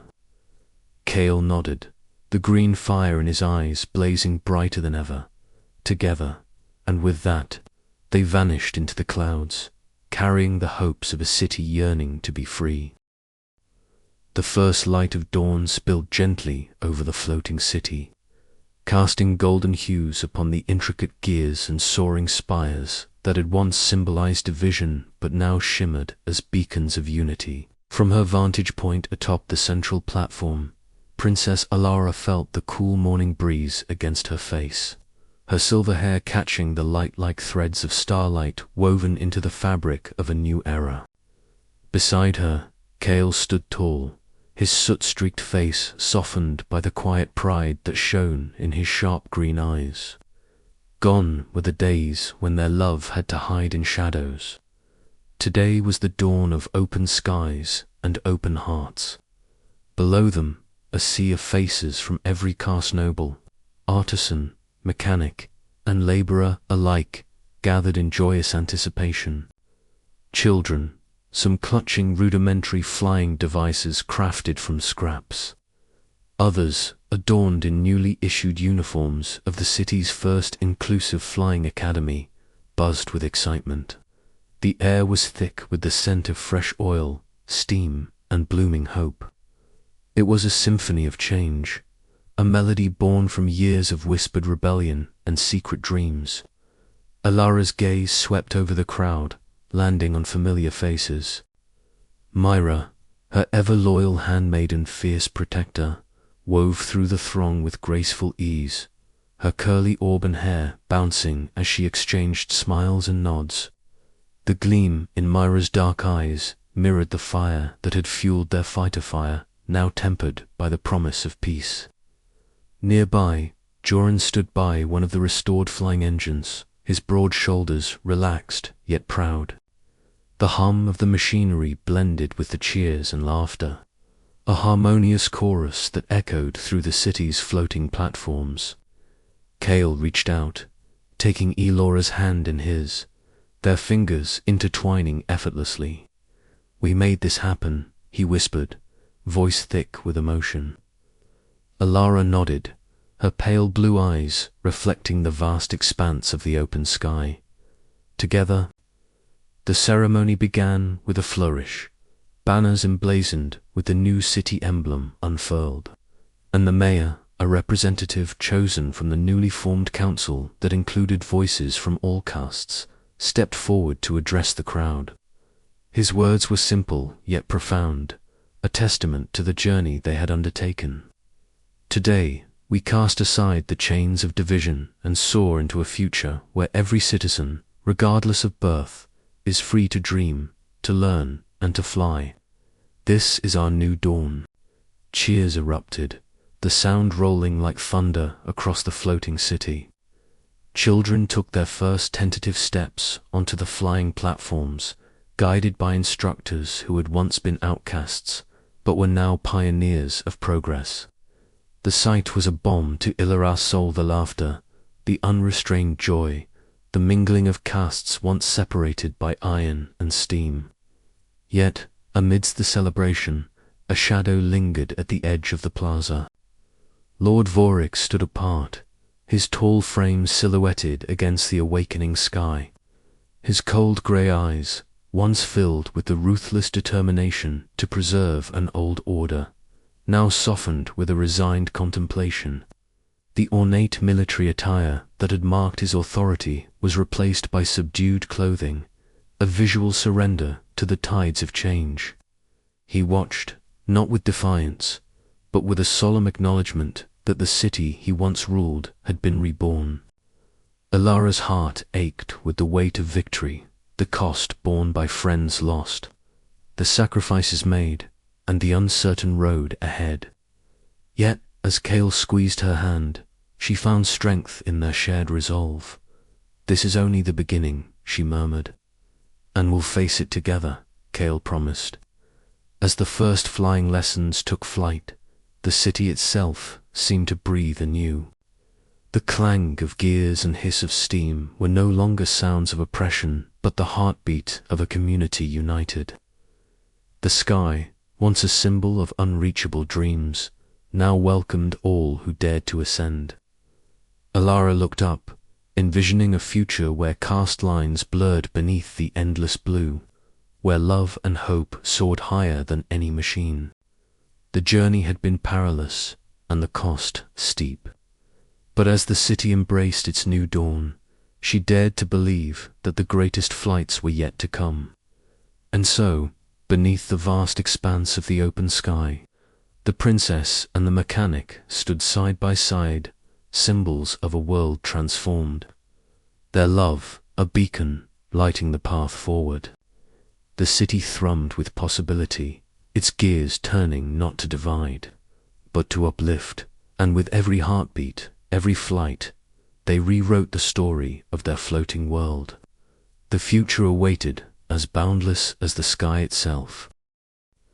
The soft tap of rain against the stained glass windows of the royal chamber was a quiet lullaby, masking the storm raging within Princess Ilaros' heart. She sat, curled on the velvet chaise, a bundle of fragile yellowed letters resting in her lap. The aroma of lavender, mingled with the faint scent of machine oil, lingered as she unfolded the delicate pages, her pale blue eyes tracing the elegant script of a woman she had only known in fragmented memories, her mother. The letters were a secret legacy, hidden away in a forgotten drawer of the royal archives, uncovered only by Ilara's restless curiosity. Each word was a whisper from the past, a confession of rebellion and hope penned in shadows. Her mother's voice, vibrant and courageous, spoke of doubts about the rigid caste system that bound their floating city and the suffocating chains it imposed on those both above and below. Ilara's breath caught as she read the lines describing secret meetings with mechanics and artisans, plans to mend the city not just through gears and steam, but through unity and equality. The weight of her mother's sacrifices settled heavily on her shoulders, loss, exile, and relentless defiance. Tears welled in Ilara's eyes, blurring the ink, yet a fierce resolve kindled in her chest. This was no longer just her fight. It was her inheritance. Outside, The city groaned and hissed with the steady pulse of steam engines and spinning gears, a mechanical heartbeat threatening to falter. Cale joined her on the rooftop terrace, his soot-streaked face softened by the twilight glow. His sharp green eyes met hers, a silent question lingering in the air. "I found her letters," Ilara confessed, her voice barely above a whisper. "Mother was like Ustri, dreamed of a city where no one was bound by caste." Cale's hand brushed hers, tentative but sure, grounding her in the moment. "Then we carry her dream now, together," their fingers intertwined, a fragile tether amidst the turbulence of rebellion and loss. The city below stretched endlessly, a tapestry of brass and steam, its soaring machines promising freedom yet tethered by tradition. Meanwhile, in the shadowed courtyards beneath the gilded towers, Mira's silhouette moved with purposeful grace. Her training was a secret rebellion in itself, a dance of steel and shadow that sharpened her resolve and guarded her heart. Each precise strike of her wooden sword echoed the sacrifices made by those unseen in the struggle for change. Her own forbidden love flickered like a flame, fragile yet fierce, a mirror to Ilara and Cale's bond. In a cluttered workshop filled with the scent of oil and old parchment, old Tom labored over intricate blueprints and worn tools. His hands, weathered by decades of invention and loss, trembled slightly as he recounted tales of past heroes and martyrs to Cale. The knowledge he guarded was a beacon in the encroaching darkness, a testament to both the cost and promise of rebellion. "Every revolution leaves scars," Tom murmured, "but from those wounds new wings grow." Cale absorbed the wisdom, the weight of history fueling his determination. Ilara's discovery had reignited the spark within them, all a reminder that the fight was not just for survival, but for a future where flying dreams were no longer shackled by caste. As the night deepened, Ilara stood once more by the window, gazing out over the city that had been both her cage and her calling. Her mother's legacy echoed in every gear and steam vent, in every whispered hope and hidden defiance. The path ahead was fraught with peril and sacrifice, but it was hers to walk. With Cale's hand firm in hers and the rebellion's heartbeat growing stronger, Ilara embraced the dawn of her own transformation. The echoes of the past were not chains, but wings ready to lift them all toward a new horizon. But even as hope kindled, shadows loomed. The city's fragile peace trembled on the brink, and the price of rebellion was yet to be fully revealed. Would the sacrifices of those before them be enough to break the cycle? The night held its breath, waiting for the dawn. And so, with the weight of legacy and the fire of change burning bright, Ilara stepped forward into the uncertain light, ready to face whatever storms the future might bring. The morning sun cast a warm glow over the floating city, illuminating the bustling streets of the newly unified metropolis with a golden light that seemed to promise endless possibilities. Mira stepped confidently through the marketplace, her fingers intertwined with those of her lover, a soldier who had once been confined to the lowest caste, now walking freely beside her as an equal citizen. The air was thick with the mingled scents of fresh bread, oil, and blooming flowers from the garden terraces that now welcomed all, regardless of birth or station. For Mira, this was a world reborn. Gone were the days of whispered secrets and stolen moments. Here, under the open sky, she could laugh without fear, her auburn curls bouncing as she smiled at the vendors and children playing nearby. Her lover's eyes sparkled with the same joy, their shared past of hardship now a foundation for a hopeful future. The city's transformation was not just physical but deeply personal, breaking down barriers that had once seemed as unyielding as the iron gears that powered their world. Meanwhile, high above the streets, Jorin stood on the balcony of a newly rebuilt workshop. The steady hum of machines mingled with the joyful chatter of citizens working side by side, repairing what had been broken and creating what had once only been dreamed of. His broad shoulders relaxed under the soft sky, the weight of past struggles giving way to a calm determination. He had fought for change, but now his mission had evolved to nurture peace and unity, to ensure that the flames of rebellion did not consume the fragile hope now blooming across the city. Jorin's thoughts turned to plans laid out before him. Communal workshops where mechanics from all castes could share knowledge. Councils formed not by birthright, but by merit and vision. And programs to rebuild trust between communities long divided. The past was a shadow that could no longer dictate their future. Here, in the heart of the city, he saw a path toward healing that was as intricate and vital as the machines he loved. Not far from Jorin's vantage point, Elara and Kale met in the royal garden, a sanctuary transformed from a symbol of isolation into a place of unity. The scent of blooming jasmine and wildflowers filled the air, mingling with the distant laughter of children learning to fly on simple gliders, a dream once reserved for the privileged, now a right for all.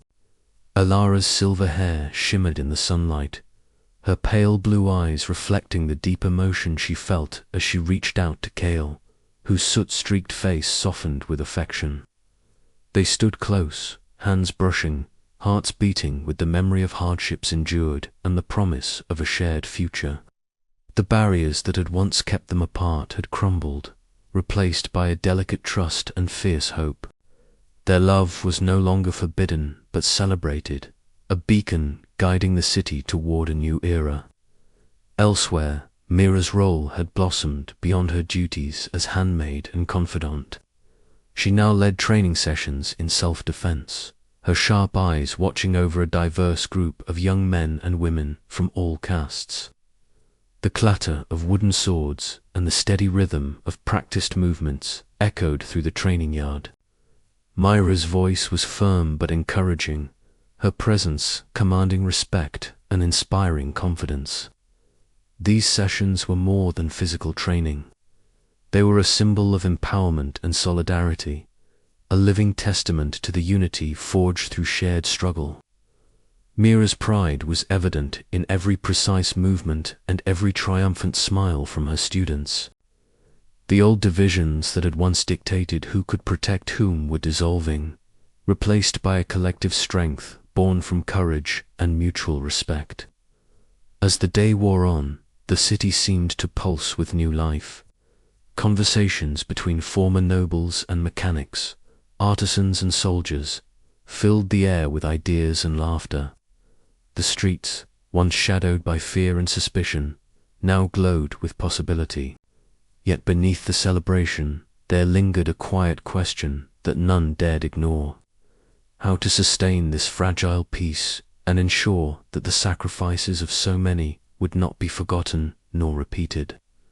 Elara and Kale, standing side by side, recognized the weight of this responsibility. Their love had helped bridge a chasm once thought unforgettable, but the work ahead would require patience, wisdom, and unyielding commitment. The city was healing, but its heart still beat to the rhythm of change, unpredictable, sometimes faltering, but always moving forward. In the twilight, as lanterns flickered to life and the stars began to sparkle above the floating city, Mira returned home, her hand firmly held by her lovers. Jorin joined her later, sharing news of new projects and the steady progress of reconciliation.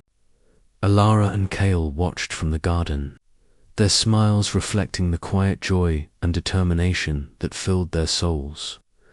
Tonight, the city was a tapestry woven from countless stories, stories of pain, hope, love, and courage. And though the path ahead was uncertain, one truth was clear: together, They would build a future where flying dreams were no longer bound by caste, where hearts could soar freely across the endless skies. As the stars blinked overhead, Alara whispered, "This is only the beginning." Kale squeezed her hand gently, "And we'll face it together." The promise hung between them, a beacon in the night, lighting the way to a new dawn. Beneath the heavy skies of the floating city, where steam vents hissed softly and the faint hum of machinery filled the air, the first true steps toward healing had begun. The scars of rebellion and caste division ran deep, etched into the faces and hearts of every citizen. Yet, in the grand central hall, lit by the warm flicker of countless lanterns, Princess Alara stood resolute. Her silver hair glimmered like a beacon against the dim backdrop as she addressed the crowd gathered from every corner of the city. Nobles draped in fine silks, artisans with calloused hands, mechanics stained with soot, and children wide-eyed with curiosity and hope. "We have all known hardship." Ilara's voice carried steadily through the hall, weaving through the murmurs and restless shuffles. "We have all been shaped by the walls and the iron gears that hold our city aloft. But those walls need not bind us forever. Together we can forge a new future where our dreams take flight, not because of the caste we were born into, but because of the courage we share." The words were not empty promises. They were the culmination of months of tireless work with Kale, her partner not only in love but in leadership. Their journey from forbidden connection to united front was a tapestry threaded with risk, hope, and unyielding resolve. Kale moved through the lower city's bustling streets, the scents of oil, metal, and fresh bread mingling in the air. His dark tousled hair caught the sun's rare rays as he exchanged nods and brief smiles with mechanics, artisans, and shopkeepers alike. Each interaction reaffirmed the fragile trust they had begun to build. The rebellion had been a firestorm, but now it was time for steady flames, for rebuilding, for listening, for healing. He paused before a small workshop where Jorin was teaching young apprentices the delicate art of engine repair. The stocky man's broad shoulders and calloused hands were a familiar comfort, a grounding presence amid the city's shifting tides. Together, they had navigated perilous nights and fierce battles, and now their focus was to transform rebellion into lasting change. Meanwhile, Myra's hidden courtyard echoed with the sharp rhythm of wooden staffs striking against one another. Her curly auburn hair bounced with each practiced movement as she trained a new generation of defenders. These were not just warriors but protectors of a fragile peace, their eyes alight with determination and the weight of responsibility. Myra's journey from handmaid to fierce warrior was emblematic of the city's own transformation from oppression to empowerment. Yet the path was far from smooth. In the stately council chambers, Lady Isolde's stern visage bore the marks of years spent guarding tradition. Now, the lines of age softened her features, and though her robes still spoke of the old order, her voice carried a reluctant openness. The council's debates were heated, shadows of doubt flickering in whispered corridors and tense meetings. Old rivalries and fears of chaos threatened to unravel progress with every step forward. Alara and Kale found themselves mediators not just of policy but of hearts and histories. They convened community dialogues where grievances aired alongside aspirations, where nobles listened to mechanics and artisans shared their dreams with the once distant rulers. Cooperative projects blossomed, shared workshops, open training grounds, festivals, celebrating the city's diverse talents and cultures. Every success was a fragile thread woven into the city's new fabric. But beneath the surface, mistrust lingered like a stubborn fog. Old wounds reopened in unexpected moments. Whispered accusations and silent glances reminded all that true unity was still a distant horizon.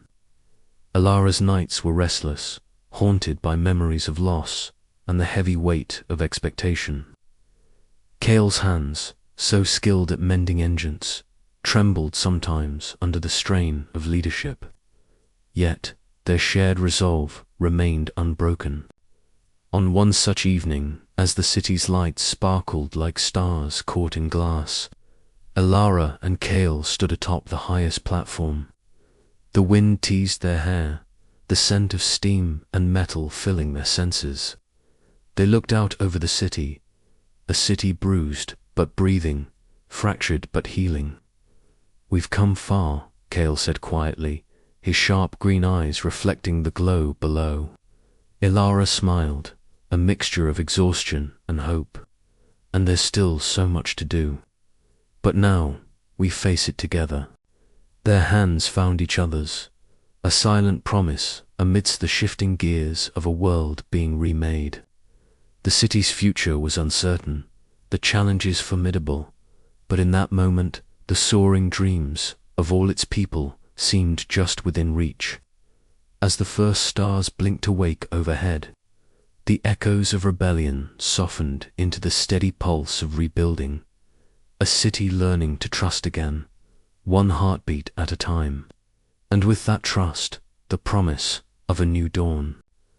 But even as hope blossomed, a lingering question remained.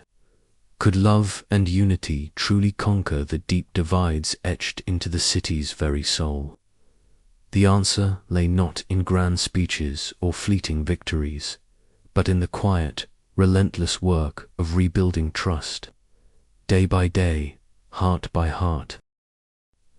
The Grand Council chamber was a mosaic of old and new. Sunlight streamed through stained glass, casting kaleidoscopic colors upon the polished marble floor, lighting the faces of nobles clad in heavy silks and intricate brocades. Princess Alara stood at the center, her silver hair catching the light and her pale blue eyes glinting with unwavering resolve. The hum of whispered conversations subsided as she raised her hands, commanding silence. "Esteemed members of the council," Alara began, her voice steady but vibrant with urgency. "The winds of change are upon our city. Our people have suffered under the weight of division for too long.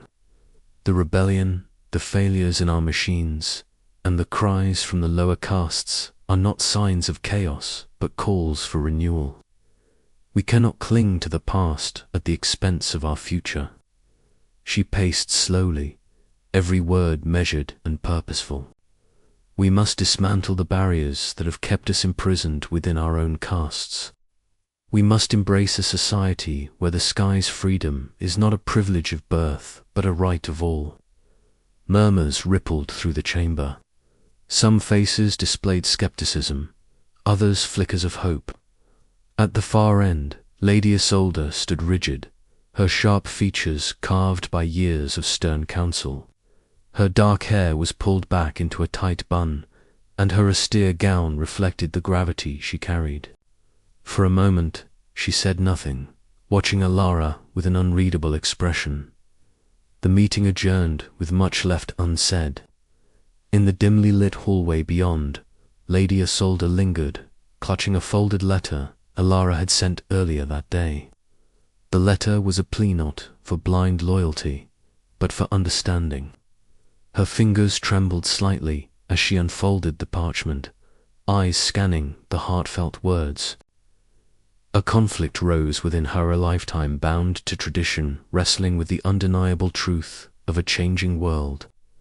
Meanwhile, far below, in the underbelly of the city, Kale and Myra worked side by side in the cavernous workshop beneath the floating metropolis. The hiss of escaping steam and the rhythmic clink of metal tools punctuated their synchronized labor. Kale's soot-streaked face was set in concentration, his sharp green eyes reflecting the flicker of oil lamps. Myra's agile hands moved deftly, tightening bolts and adjusting delicate gears. "This engine holds more than power," Kale murmured, wiping sweat from his brow. "It's the key to breaking our chains. Mira nodded, her sharp dark eyes alight with fierce determination. And with Alara leading from above, maybe this time change will come without bloodshed. Their camaraderie was a quiet rebellion in itself, a bond forged not just by shared goals, but by hope for a better tomorrow. Back in the palace gardens, a gentle breeze stirred the leaves, carrying the scent of blooming nightshade and fresh rain. Ilara walked alongside Lady Isolde, their steps slow and deliberate on the gravel path. For once, the usual tension between them softened. "I never thought I would see the day when you'd walk beside me willingly," Ilara said, glancing at her advisor. Lady Isolde's voice was low, edged with vulnerability. "I never thought I'd find myself questioning everything I was taught to believe. But the city is changing, Princess. Perhaps it's time I changed with it." Ilara smiled faintly, the promise of alliance shimmering between them like the first rays of dawn. "Together, we can guide this city into a new era, one where the sky is open to all, and the past's shadows no longer hold us captive." The palace bells tolled softly, marking the passage of time and the fragile hope blossoming amid the winds of change. Yet, beneath the surface, questions lingered. Would the council embrace this fragile alliance? Could old wounds heal before new ones formed? As night fell, Ilara retired to her chambers, the weight of leadership settling anew on her shoulders. She traced the intricate patterns of a mechanical blueprint spread across her desk, dreams of flight and freedom etched in every line. Tomorrow would bring new challenges, but also the possibility of unity. Lady Isolde, alone in her quarters, unfolded the letter once more. Her eyes softened as she read Ilara's words, a reluctant smile touching her lips. "For the first time, I believe in the promise of change," she whispered to the shadows. Outside, the city breathed a living machine of gears and steam, hope and fear, tradition and revolution. The winds carried the scent of oil and blossoms, of past conflicts and future dreams. And as the stars blinked awake above the floating city, a new chapter began, not just for Ilara and Kale, but for all who dared to dream beyond the caste lines that once divided them. The winds of change were no longer whispers in the dark. They had become a roaring gale, ready to sweep the city into a future forged by courage, unity, and the unbreakable bonds of love. But even as hope blossomed, shadows lingered. Old alliances would be tested, loyalties strained, and the true cost of transformation had yet to be revealed.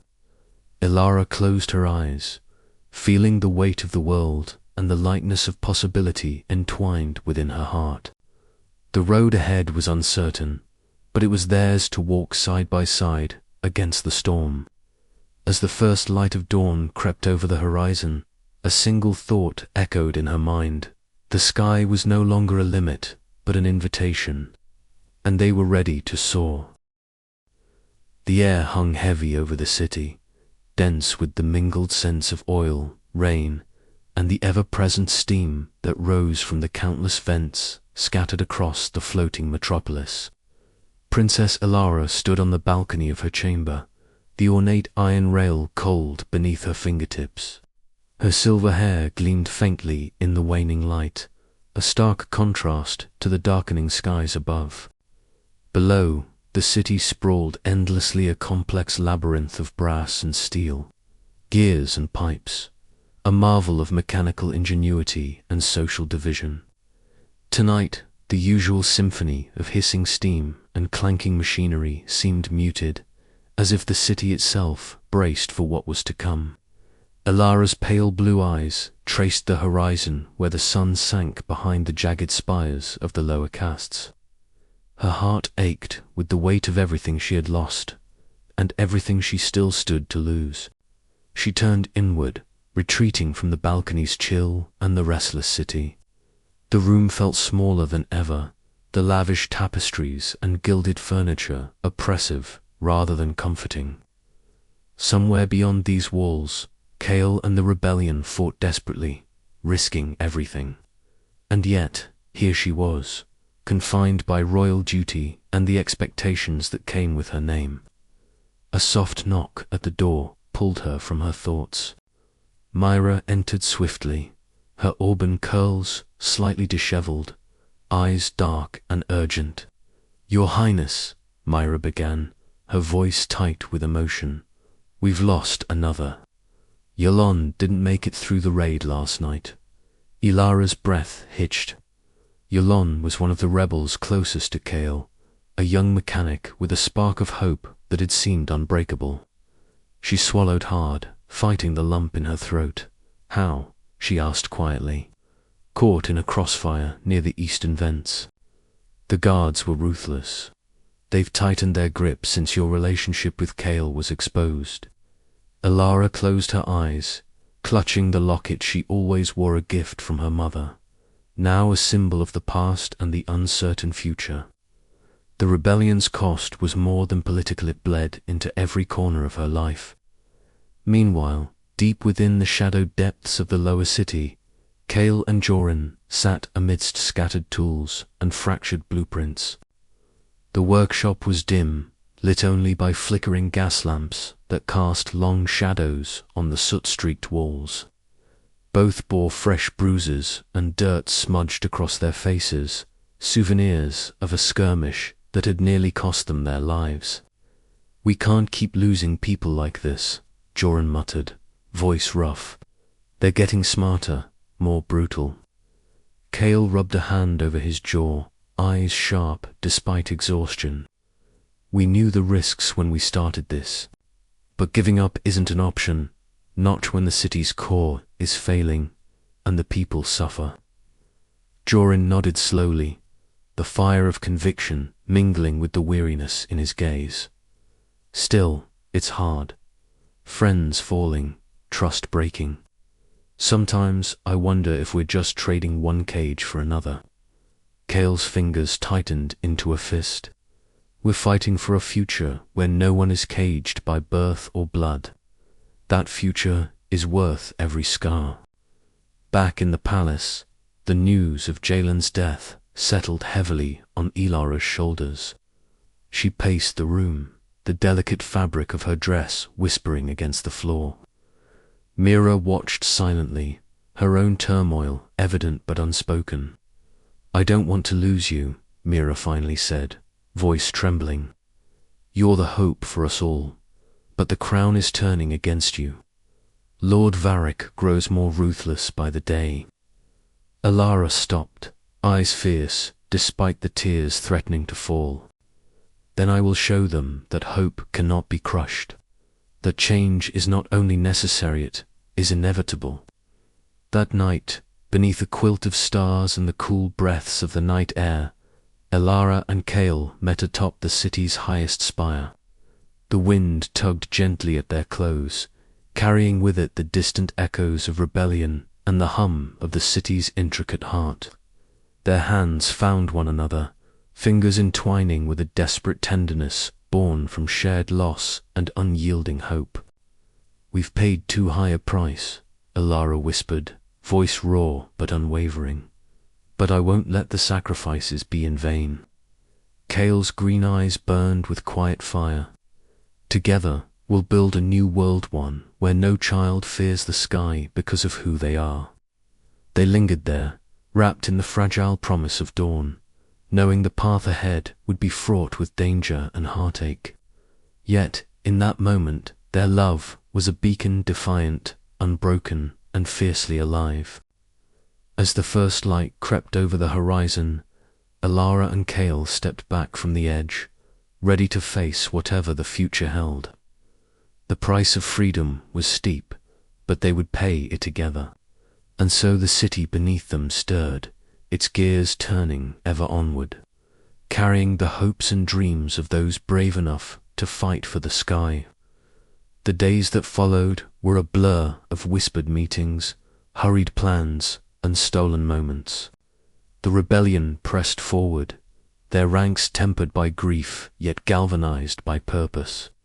Alara found herself at the center of a storm, balancing the demands of leadership with the fragile threads of her personal life. Myra's own secret romance added a bittersweet layer to the turmoil. The handmaid's courage inspired Alara, even as it reminded her of the risks they all faced. Jorin's steadfast presence was a balm to Kale's restless spirit, a reminder that even amidst chaos, friendship could endure. But Lord Varric's shadow loomed large, his cold gaze sweeping across the city like a storm cloud ready to burst. His forces tightened their grip, hunting the rebels with relentless precision. In one tense confrontation, Alara stood before the ruling council, her voice steady despite the pounding of her heart. She spoke not as a princess bound by tradition, but as a leader of a new dawn. Our city cannot thrive, shackled by fear and division, she declared. We must embrace change, or we will crumble beneath the weight of our own making. Whispers rippled through the chamber. Some faces betrayed fear, others grudging respect. Lord Varric's cold eyes narrowed, but Alara met his gaze without flinching. The battle for the city's soul had reached its crescendo, and though the cost was grave, the promise of freedom burned brighter than ever. As night fell once more, Alara and Kale stood side by side, gazing out over a city on the brink. Their journey was far from over, but their hearts beat as one a defiant rhythm against the darkness. No matter what comes, Kale said softly, we face it together. Alara smiled, a fierce light in her eyes. Together. And with that, they stepped forward into the uncertain dawn, ready to claim the sky and their destiny. The air was thick with anticipation and the faint hiss of steam-powered engines as the citizens of the floating city gathered. In the grand plaza, vast open space suspended among the clouds, framed by gleaming brass railings and intricate ironwork that shimmered golden in the late afternoon sun. Today was unlike any other in the city's long history. The rigid social order that had divided its people for generations was beginning to crumble. And with it came the first public flying lessons and mechanical apprenticeship programs open to all castes. Princess Alara stood at the forefront of the ceremony, her silver hair catching the sunlight like strands of spun light. Gone was the restrictive royal gown she had once worn. Instead, she donned a lighter ceremonial dress woven with symbols of unity, delicate pattern of gears entwined with soaring birds. Her pale blue eyes swept over the crowd, now a tapestry of faces from every caste, noble families dressed in their finest, artisans and mechanics in their practical attire, and children wide-eyed with wonder. The collective energy was palpable, a mixture of hope, excitement, and a touch of nervousness. Beside her stood Kale, soot-streaked but radiant. His lean frame had been cleaned and dressed in sturdy clothes that bore the marks of his mechanic life but were freshly mended and neat. His sharp green eyes shone with anticipation, reflecting the glint of the newly unveiled flying machine resting on the platformer marvel of brass and polished wood, steam gently sighing from its pistons. This machine symbolized not just technological progress, but a promise that flight and freedom would no longer be privileges of the few. As Alara stepped forward to speak, her voice rang clear and steady across the crowd. Today marks a new dawn for our city. No longer will our dreams be bound by the invisible chains of caste. From this day forward, the skies belong to all who dare to dream and work to soar. A swell of cheers erupted, echoing off the floating platforms and steam vents. Kale took the microphone next, his tone warm yet firm. This city was built on the ingenuity and sweat of all its people. It's time our machines and our dreams reflect that unity. Together, We will repair not just engines, but the broken bonds between us. Mira moved through the crowd, her agile form weaving between groups with practiced ease. Her curly auburn hair was pulled back, and her sharp dark eyes sparkled with pride as she caught glimpses of children from the lower castes clutching their parents' hands, faces aglow with excitement at the prospect of their first flight lessons. Myra's own secret romance, once fraught with danger, now found hope in this changing world. Joran stood nearby, his broad shoulders squared and hands clean but still bearing faint traces of oil. He exchanged a hopeful glance with Kale, both men recognizing the long road still ahead but taking solace in the progress made. The rebellion's ideals had blossomed into something greater, movement toward a fairer, freer society. As the ceremony reached its climax, the first group of mixed-caste students were called forward. They climbed aboard the flying machines, their laughter and nervous chatter filling the plaza with life.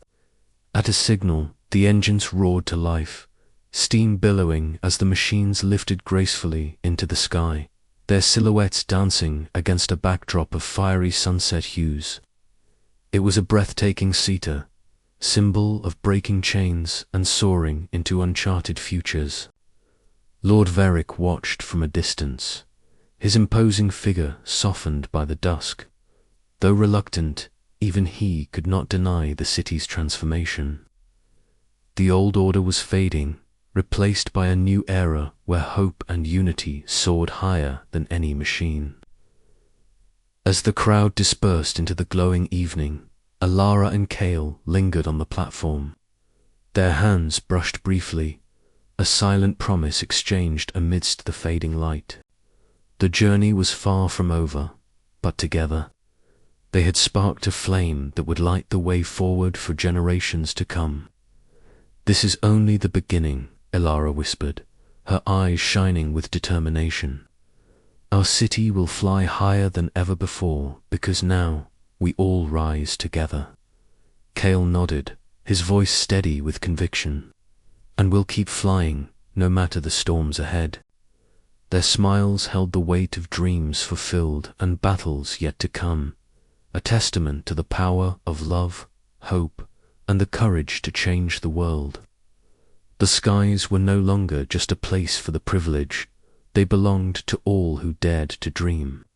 As the stars began to twinkle above the floating city, the first echoes of laughter and engine hums drifted into the night, a lullaby of freedom, unity, and the endless possibilities of flight. And so, the city soared into a new era, its heart beating stronger and freer than ever before.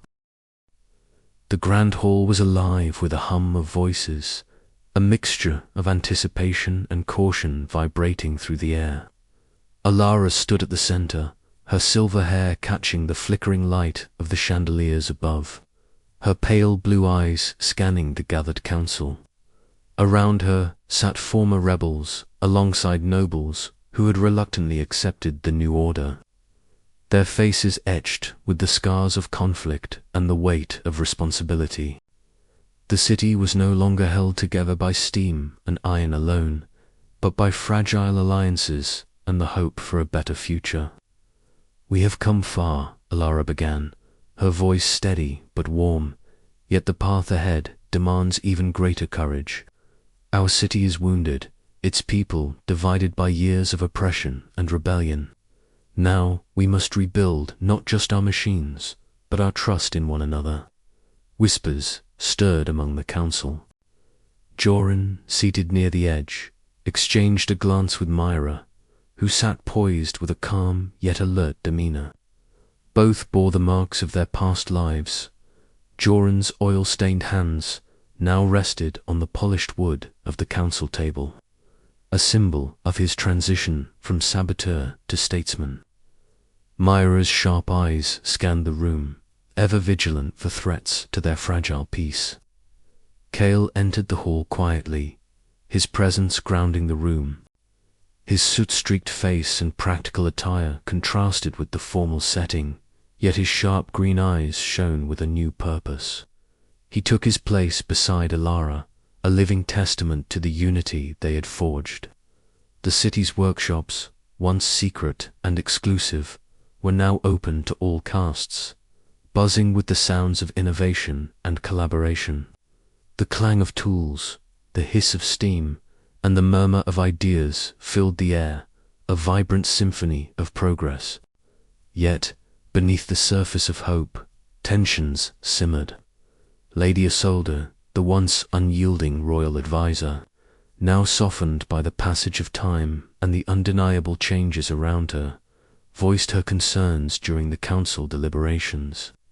Change is necessary, she admitted, but we must guard against losing the order that keeps our city from falling into chaos. Ilara nodded, understanding the delicate balance they must maintain. Order does not mean oppression. It means justice, an opportunity for all. Our rebellion was born from the refusal to accept anything less. Joran leaned forward, his voice low but firm. We must be pragmatic. Ideals are our compass, but governance requires compromise. The people need stability as much as they need change. Mira added, and vigilance. There are still those who would see us falter. Meanwhile, on the balcony overlooking the city, Lord Vorik stood alone.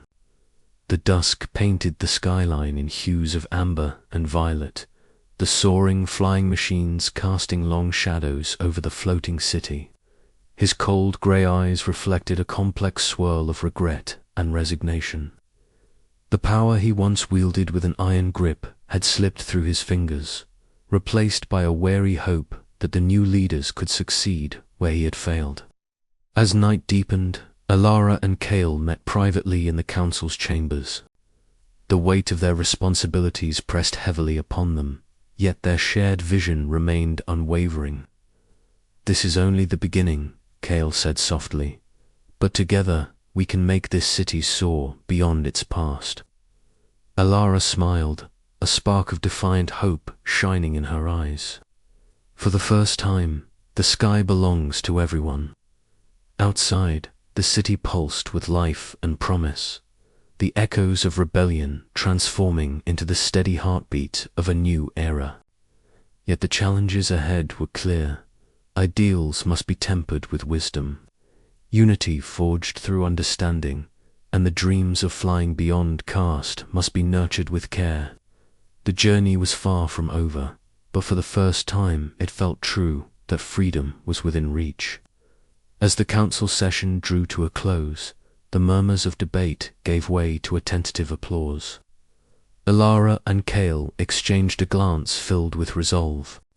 The city's future depended on their strength and their ability to inspire others to rise above old divisions. The night air carried the distant whistle of steam engines and the soft flutter of wings from the flying machines, a reminder that the sky was no longer a limit, but a canvas for hopes and dreams. And as the stars emerged above the floating city, a new chapter began, one where echoes of rebellion would guide the city toward a horizon bright with possibility. But as Alara turned from the council chamber, a shadow flickered at the edge of the doorway, a reminder that even in times of peace, vigilance must never waver. The true test of their resolve was yet to come. The city was changing, but the fight for its soul was far from finished. The air was thick with anticipation as the city's inhabitants gathered on the newly constructed communal platform, a symbol of the unity that had been hard-won through struggle and sacrifice. Princess Alara stood beside Kale, her hand resting in his with a quiet strength that radiated through the crowd.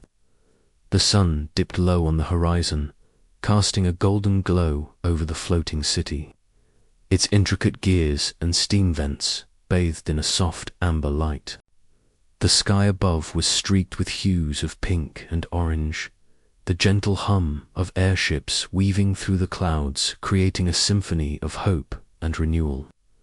Alara's silver hair caught the fading light, shimmering softly as she smiled at Kale, her pale blue eyes reflecting the dreams they had dared to chase together. Kale, soot-streaked but now cleaner, his dark tousled hair slightly tamed, returned her gaze with unwavering resolve. Around them, citizens from every caste gathered, artisans, mechanics, nobles, and workers alike, their faces alight with cautious optimism and the promise of a new era. Mira moved through the crowd with purposeful grace, her curly auburn hair bouncing as she stopped to greet familiar faces. The handmaid who had once served in silence now stood proudly among the people, her sharp dark eyes bright with determination. In the courtyard nearby, the sound of clashing wooden swords and laughter echoed as Myra led a group of young women in self-defense training. The sun filtered through the leaves, dappling the ground with light as she encouraged her students with warmth and fierce encouragement. The air was alive with empowerment, a stark contrast to the fear and secrecy that had once cloaked her every move. Not far away, Joran was immersed in a bustling workshop filled with the scent of oil and metal. Sparks danced softly from a welding torch as he guided a group of eager apprentices through the intricacies of mechanical schematics. His stocky frame bent over the blueprints, hands steady despite the grime that clung to his skin. His stern expression softened as he witnessed the spark of understanding in his pupils. Eyes hope for the future forged through knowledge and skill. Joran's cautious pragmatism had evolved into a quiet optimism, his dedication to rebuilding the city's mechanical heart as steadfast as ever. As evening settled, the city's central square transformed into a vibrant celebration. Lanterns floated upwards, their warm glow mingling with the twinkling stars and the bursts of colorful fireworks that painted the night sky. Music drifted through the air, a joyous melody that invited dancing and laughter. Among the revelers, Elara and Kale found a moment of quiet intimacy beneath the luminous spectacle. Their fingers intertwined, their smiles mirrored in the bright colors above, a testament to the love that had blossomed against all odds. "We've come so far," Elara whispered, her voice barely audible over the soft crackle of fireworks. Kale squeezed her hand gently, "And this is only the beginning." Their public declaration of love was more than a personal triumph. It was a beacon for the city, a challenge to the old prejudices that had long divided them. The unity they embodied sparked a wave of hope that rippled through every street and skyway, inspiring others to cast aside fear and embrace the promise of change. Yet beneath the celebration, questions lingered. The remnants of the old regime, whispers of dissent and pockets of resistance, reminded them that the path ahead would not be without peril. Elara's thoughts drifted to Lord Varric and the shadows that still clung to the city's edges. But as she looked around at the faces illuminated by lantern light, at the joyous laughter of children from all castes mingling freely, she felt a fierce, defiant hope swell within her. Mira's new role as a leader in the community defense, combined with Joran's efforts to advance the mechanical rebellion into a formal institution, had already begun to stabilize the fragile peace. The city's streets were no longer battlegrounds of suspicion, but corridors of cooperation.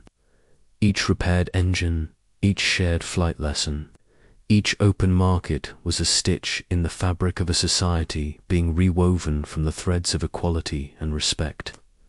The night deepened, but the celebration showed no signs of waning.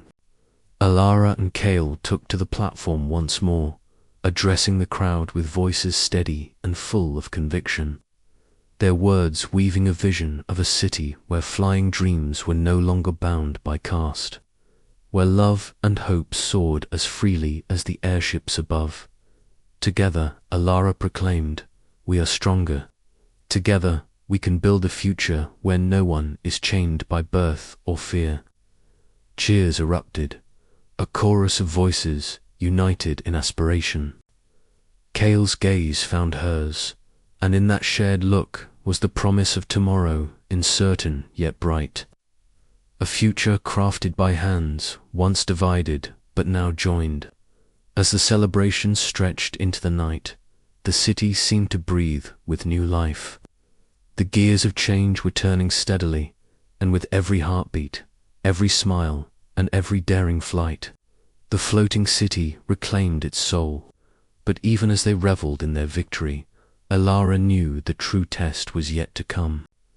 The unity they had forged was fragile, and the challenges ahead would demand courage, sacrifice, and unwavering faith in one another. With Kale by her side, she was ready to face whatever storms might rise on the horizon. The memorial chamber was a solemn sanctuary amidst the rising sun that spilled golden light through stained glass windows. High above, Princess Alara stood before the portrait of her mother, her fingers tracing the delicate curves of the engraved name beneath the serene painted face. The room was quiet except for the distant hum of the city's engines, a steady reminder of the world she now sought to heal. The luminescent flowers softly glowed with a gentle, otherworldly light, casting dancing shadows that flickered like memories across the cold marble walls. Ilara's heart was heavy with the weight of loss and the burden of legacy. Her mother's death had left a void in the royal court, a silence that had echoed through the years like a stubborn refrain. Yet here, in this stillness, Alara felt the fierce pulse of determination rising within her. She remembered the lessons whispered in the halls of her youth about duty, sacrifice, and the cost of change. But now, those lessons took on new meaning as she resolved to shape a future where those sacrifices were not in vain. She knelt, pressing her forehead to the cool stone, murmuring a vow to carry forward the courage and compassion that had defined her mother's reign. "I will forge a legacy of unity," she whispered, voice steady despite the tears that welled in her pale blue eyes. "Not of division, not of fear." As the sun climbed higher, Alara left the chamber, stepping into the Grand Council Hall where the city's future was being woven anew. The room was alive with voices, representatives from every caste, once divided by rigid walls, now gathered in a fragile but hopeful assembly. The wooden floor, worn by centuries of footsteps, bore witness to the moment as Elare raised her hand, commanding the room's attention. "We stand at the dawn of a new era," she began, her voice clear and unwavering.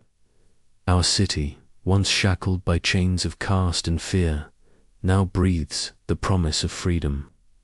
But freedom demands more than words.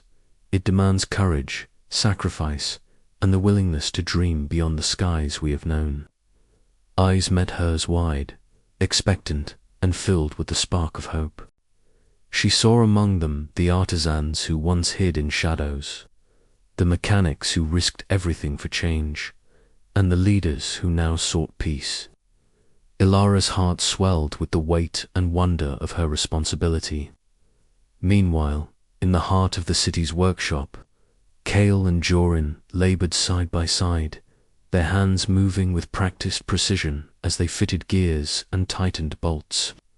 The scent of warm metal and steam filled the air, punctuated by the rhythmic clinks of tools meeting iron.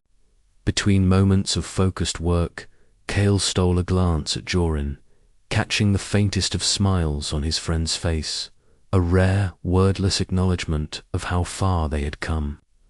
"You think the city's ready?" Jorin asked quietly, wiping grease from his brow. Kale nodded, his green eyes gleaming with cautious hope. "It has to be. We've rebuilt more than machines. We've rebuilt trust." Outside, the city thrummed with vibrant life. Mira moved through the bustling streets, her agile figure weaving between stores and crowds. Children laughed as they took their first flying lessons, the air alive with the hum of new machines soaring freely for the first time in generations.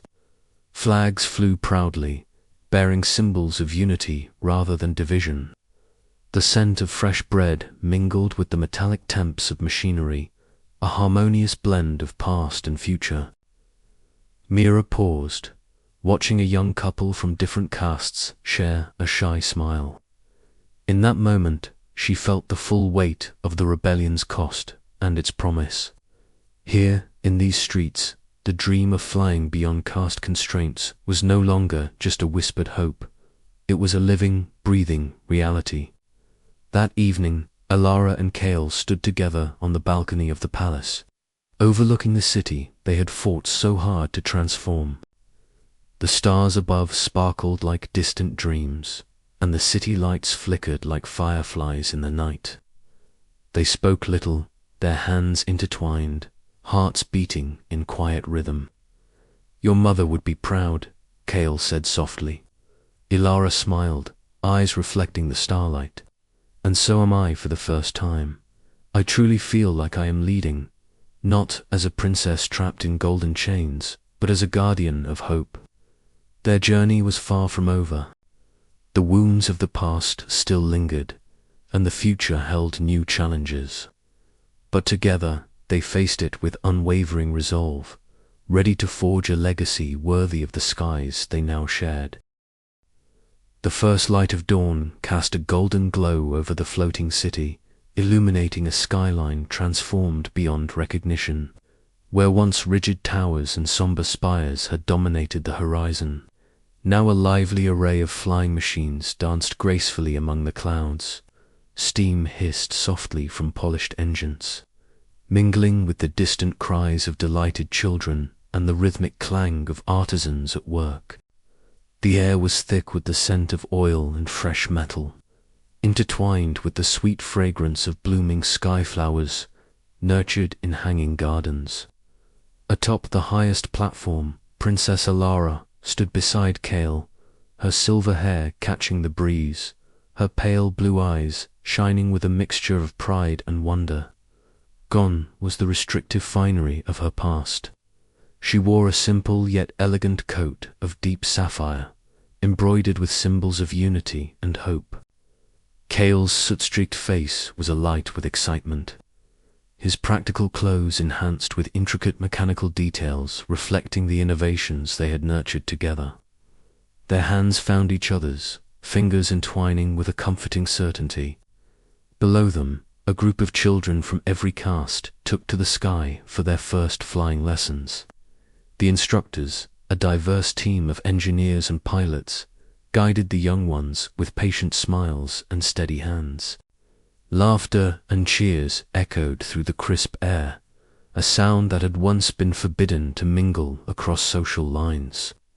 Ilara's heart swelled at the sight. This was the tangible promise of their struggle, a future where dreams could soar unbound by birthright or privilege. Meanwhile, Mira and Joran navigated the bustling mechanical markets, a vibrant hub of creativity and collaboration. Stalls lined with brass and copper parts gleamed under the sun, and the air buzzed with lively barter and the rhythmic tapping of tools. Artisans and engineers, once separated by caste, now worked side by side, their combined talents forging inventions that blended the elegance of old-world steam technology with revolutionary new designs. Myra's sharp eyes scanned the crowd, noting the hopeful faces and spirited debates about the city's future. Joran's steady presence beside her was a grounding force, his broad shoulders bearing the weight of past losses, yet filled with determination for what lay ahead. At the grand ceremony, Lady Isolde observed quietly from the sidelines.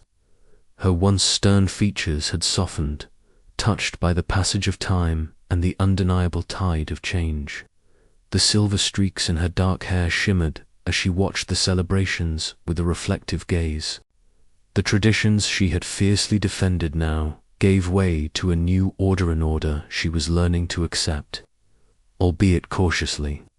Her eyes met Ilaros across the crowd, a silent acknowledgement passing between them, bridging old divides. The unveiling of the new flying machines was the highlight of the day. Crafted from gleaming metals and powered by engines that combined ancient steam mechanisms with innovative energy sources, these machines symbolized the rebirth of the city. Each design was unique, reflecting the creativity and aspirations of individuals from every caste. The crowd erupted into applause as the machines took flight, their silhouettes painting streaks of hope against the brightening sky. Yet beneath the celebration, subtle tensions lingered. Not all hearts had embraced the new era. Old prejudices whispered in shadowed alleys, and some voices murmured fears of disorder and loss. Ilara and Kale knew the path ahead would be fraught with challenges.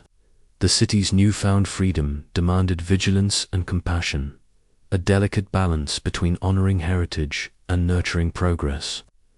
As the sun climbed higher, Ilara addressed the gathering from the platform, her voice steady and clear. "Today, we do not just celebrate machines or technology," she declared, "but the boundless spirit of unity and hope that fuels them. We soar not because of the engines beneath us, but because of the courage within us all. Together, we will build a future where every soul can chase the sky, unburdened and free." Kale stepped forward, his eyes scanning the eager faces before him. "This is more than a flight of machines," he said. "It is a flight of dreams, of rebellions won and barriers broken. Let us keep our skies open, our minds open, and our hearts open to the possibilities ahead." The crowd erupted in cheers, a wave of sound that seemed to lift the very city higher into the heavens. Ilara felt Kale's hand tighten around hers as they watched the flying machines soar in intricate patterns, a dance of freedom and innovation. The sky was no longer a limit, it was a canvas. But as twilight approached, Ilara's gaze drifted toward the horizon, where faint shadows gathered. The city's transformation was just beginning, and with it came the inevitable struggles to forge a truly united society. Old wounds would need healing, new governance would require wisdom, and the dreams that had taken flight today would need nurturing against the winds of doubt. Yet in that moment, beneath a sky reimagined, Ilara and Kale shared a quiet resolve. Whatever storms awaited, they would face them together, their love and vision as steady as the engines that carried them forward. The city was theirs to rebuild, their legacy a beacon for generations dreaming beyond the clouds. As the stars began to twinkle above, the floating city shimmered with possibility, its people united in a soaring symphony of hope and courage. The sky was wide, and the future was theirs to claim. And somewhere in the distance, a new song of freedom began to rise, with the wind a song that no caste could silence, a song that would carry them all into the dawn of a new era. The golden hues of the setting sun washed over the floating city, painting the clouds beneath in soft shades of lavender and rose. High above the bustling streets and the intricate lattice of gears and steam vents, Princess Ilara and Kale stood side by side on the highest observation deck. The cool breeze whispered around them, carrying the faint hum of distant machinery and the soft murmur of the city settling into twilight. Ilara's silver hair caught the last light, shimmering like threads of starlight woven through silk. Her pale blue eyes were fixed on the horizon, where the sky seemed to melt into endless possibilities. She wore a simple, flowing garment, far removed from the restrictive dresses of her past, symbolizing the freedom she had fought so hard to claim. Kale's gaze mirrored hers, the soot-streaked face softened by a rare and genuine smile. His dark hair tousled as if tousled by the wind itself, and his practical clothes, though worn, were clean and fitting for a new life. In his hands, he held a delicate blueprint, edges curling slightly with age, but meticulously detailed. "This," Kale said, unfolding the paper carefully, is the design for a new kind of flying machine, one that anyone can pilot, regardless of caste. Wings strong enough to carry our dreams free and unbound. Alara stepped closer, tracing the intricate lines with a fingertip. The wings resembled those of a great bird, broad and graceful, capable of soaring higher than the city's oldest engines. "It's beautiful," she breathed, her voice tinged with awe and hope. "It's more than just beauty," Kale replied softly.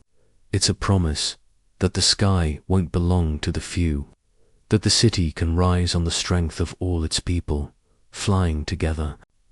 A silence settled between them, filled only by the soft sigh of the wind and the distant call of mechanical wings gliding through the air. Alara reached into a small pouch at her side and carefully pulled out a silver locket. Opening it, she revealed a faded portrait of her mother, a woman whose spirit had been bound by the old ways, yet whose secret past had ignited the first sparks of rebellion in Elara's heart. "She dreamed of change too," Elara murmured, "of a city where no one was trapped by the walls around them. I carry her hope with me." Kale took her hand gently, their fingers intertwining as naturally as if they had been made to fit together. The stars began to twinkle overhead, tiny lanterns lighting the vast canvas of the night sky. Around them, the city that had once been divided by iron and steam now hummed with new life, its people daring to dream beyond the confines of caste and tradition. "Whatever comes next," Kale said, his voice steady and sure, "we face it together. Our love, our vision, it's the wind beneath the wings of this city." Alara smiled, her heart swelling with a fierce and tender hope. "Together," she agreed, "we'll build a future where flying dreams are no longer forbidden, where every soul can rise." As the night deepened, they stood united against the vastness of the sky. Their promises whispered into the cool air, like a vow carried on the wind, an unbreakable bond that would guide them through the uncertain days ahead. For in this moment, suspended between past and future, Alara and Kale embodied the very essence of hope, a love that soared beyond boundaries, lighting the way for generations yet to come. The city below shimmered, alive with possibility, and the stars above seemed to shine a little brighter, as if celebrating the dawn of a new era, one where the sky was not the limit, but just the beginning. And so, with hearts united and dreams unfurled, they stepped forward into the promise of tomorrow, ready to face whatever challenges awaited, knowing that together they could rewrite the story of their world. But even as they embraced this hopeful future, a faint whisper of distant gears turning reminded them that change was never without its shadows. The city's secrets, the remnants of old power, and the fragile trust among its people would test the strength of their bond. Yet in the quiet between heartbeats, Alara and Kale's resolve only deepened. Love was their rebellion, and it would be the light that led them through the coming darkness. The sky awaited, vast and inviting, ready to carry their dreams higher than ever before. "Promise me," Alara whispered, "that no matter what happens, we'll always fly together." Kale's smile was steady and sure as he squeezed her hand. "I promise, to the ends of the sky and beyond." And with that, beneath the endless canopy of stars, two hearts beat as one, ready to soar into a future where love and freedom reigned supreme. The city's morning light spilled like molten gold over the horizon, casting a warm glow that seemed to breathe life into every corner of the floating metropolis. Atop the highest platform, Princess Alara stood beside Kale, her silver hair catching the light as the soft breeze teased the strands. Below them, the city thrummed with renewed vitality. Flying machines of every shape and size soared freely, their pilots a vibrant mix of all castes, laughing and calling out to one another as they danced between the clouds. Ilara's gaze swept over the scene, her heart swelling with a mixture of relief and fierce pride. The rigid walls that had once confined her life and the lives of so many others had crumbled, replaced by bridges of understanding and shared purpose. Beside her, Kale's green eyes mirrored her excitement, bright and sparkling with a hope that had once seemed impossible. "Look at them," Kale murmured, his voice low but steady. "Flying not because their birth says they can, but because they choose to." Ilara smiled, squeezing his hand gently. "We did that, together."